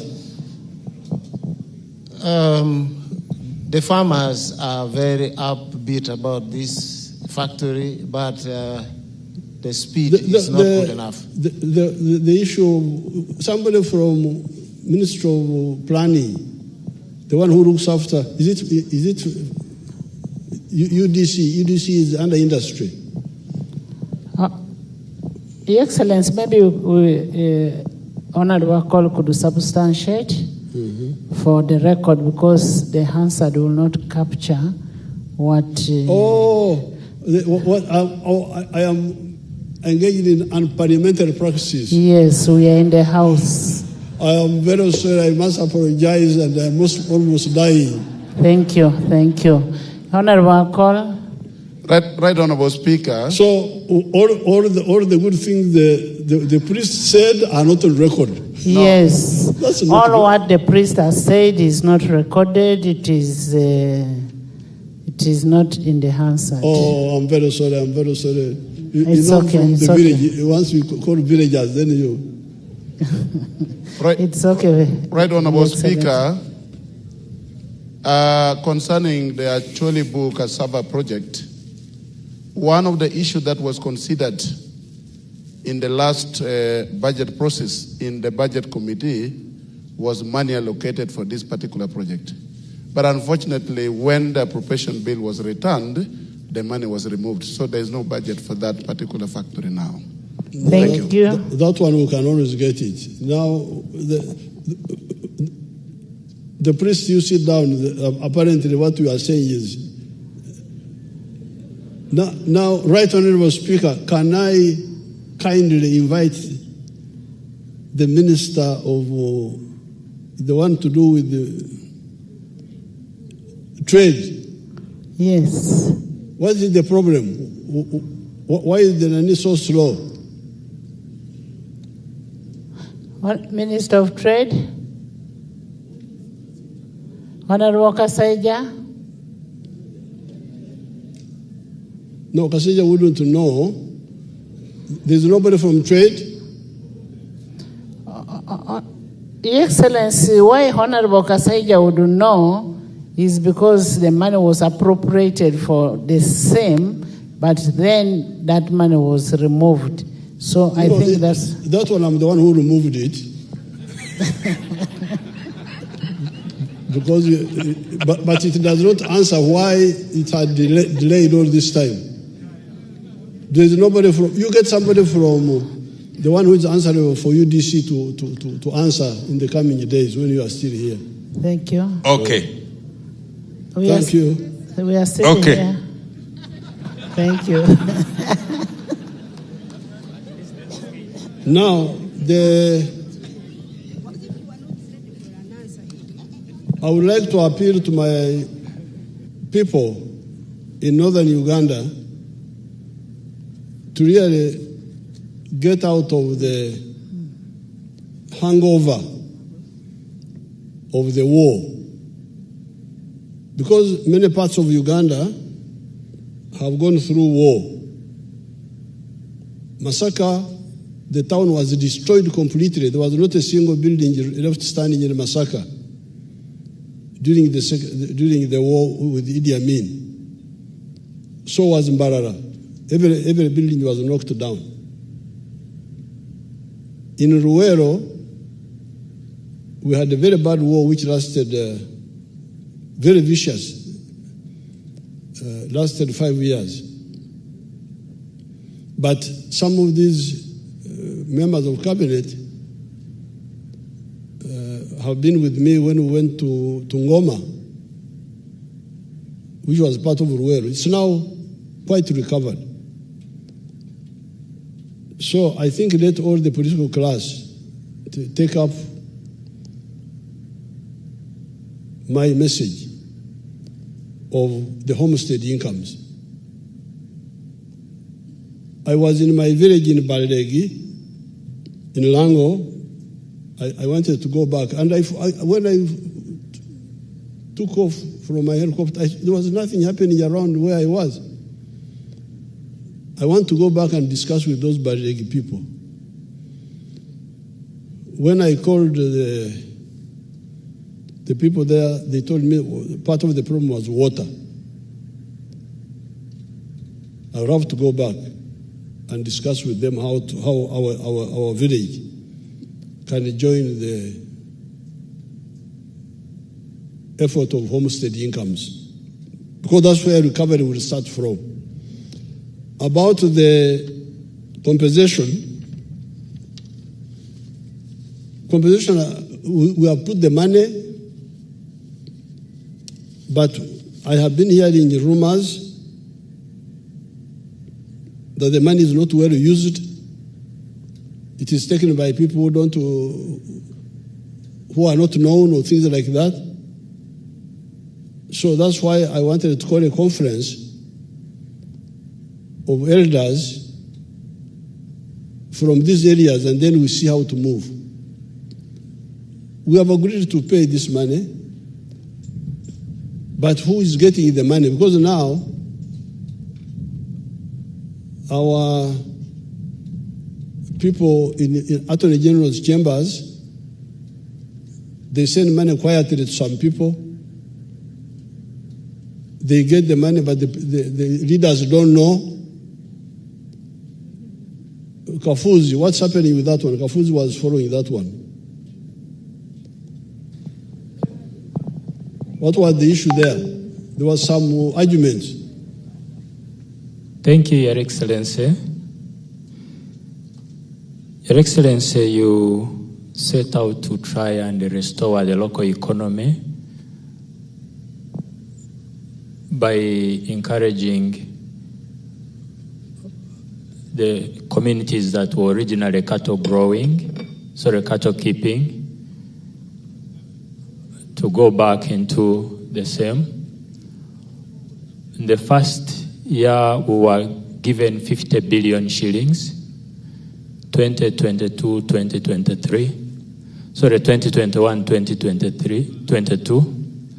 The year 2022-2023, we had a budget of 30 billion, which did not come. But 2023-2024, we received 80 billion. So we have so far received on average 130 billion. which we have paid out. The problem is the numbers keep increasing. Your Excellency, we had estimated in our last paper to Cabinet that if we were to do this exercise at once, we would spend 2 trillion shillings. And yet, the initial pledge by government was 150 billion. That is the equivalent of 50 billion per sub-region for the 3 sub-regions. So the complaints keep coming because fewer people receive money, many more expect the money to be received. So that's why I wanted us to have a dialogue. And what is the issue? I would call a meeting and we discuss, you, the members of parliament from the area, plus the elders, so that you can tell us what, because as Kafuzi says, numbers keep changing. And some of the money was taken initially by lawyers. So many problems. But we are committed. Now, finally,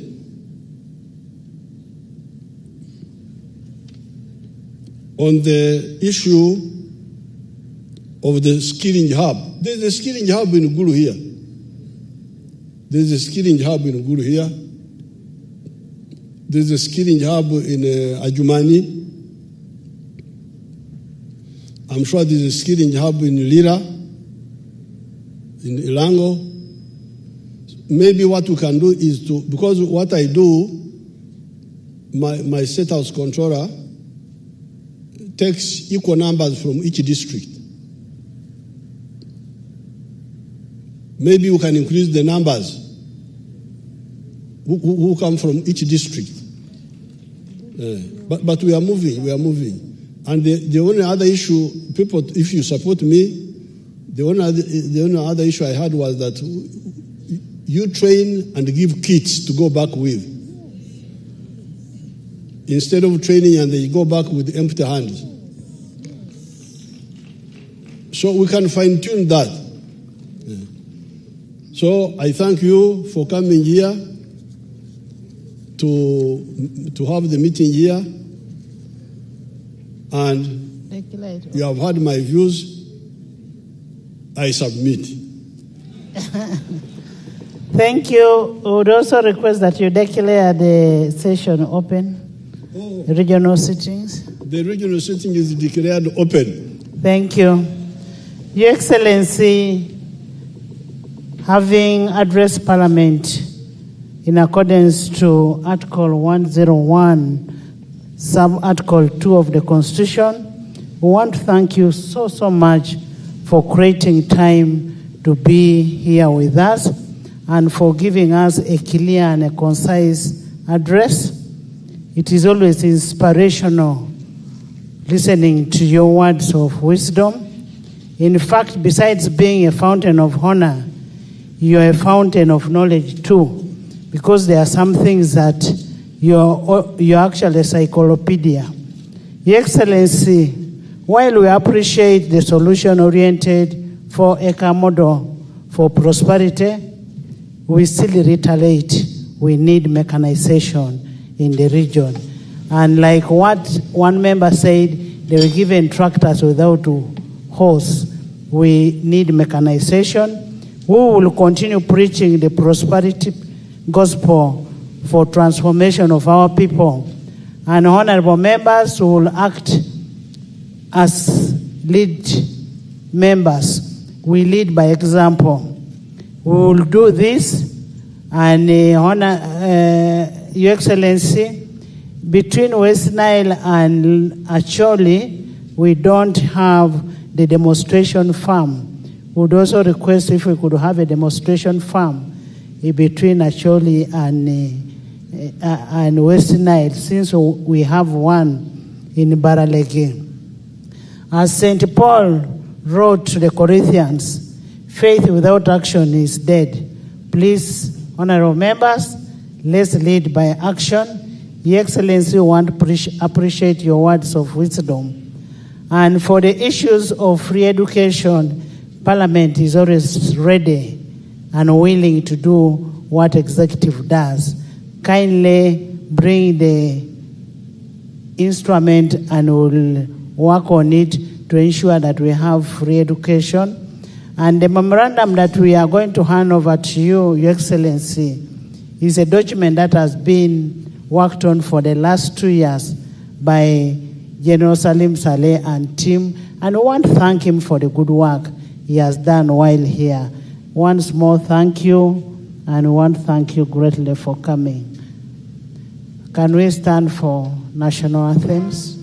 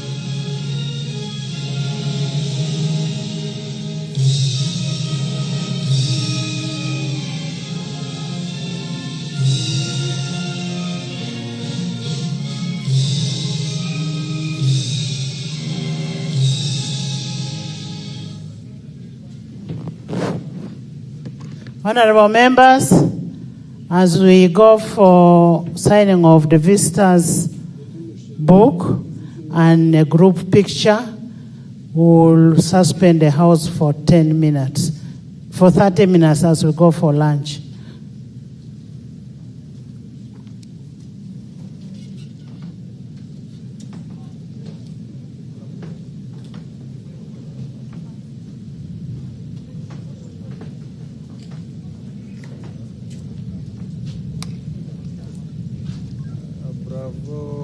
Confirm your corner mask, your principal.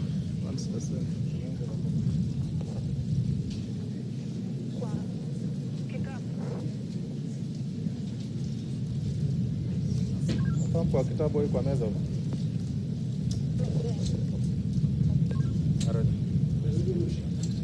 Put it in one of the books.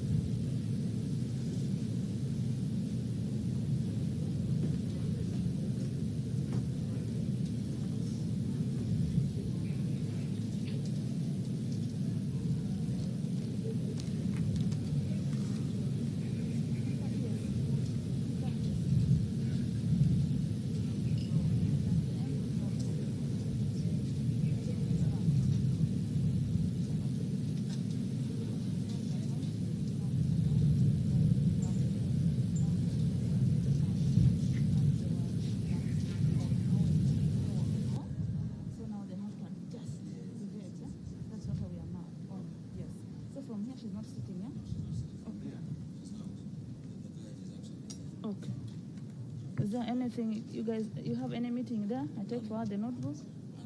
Okay. Okay.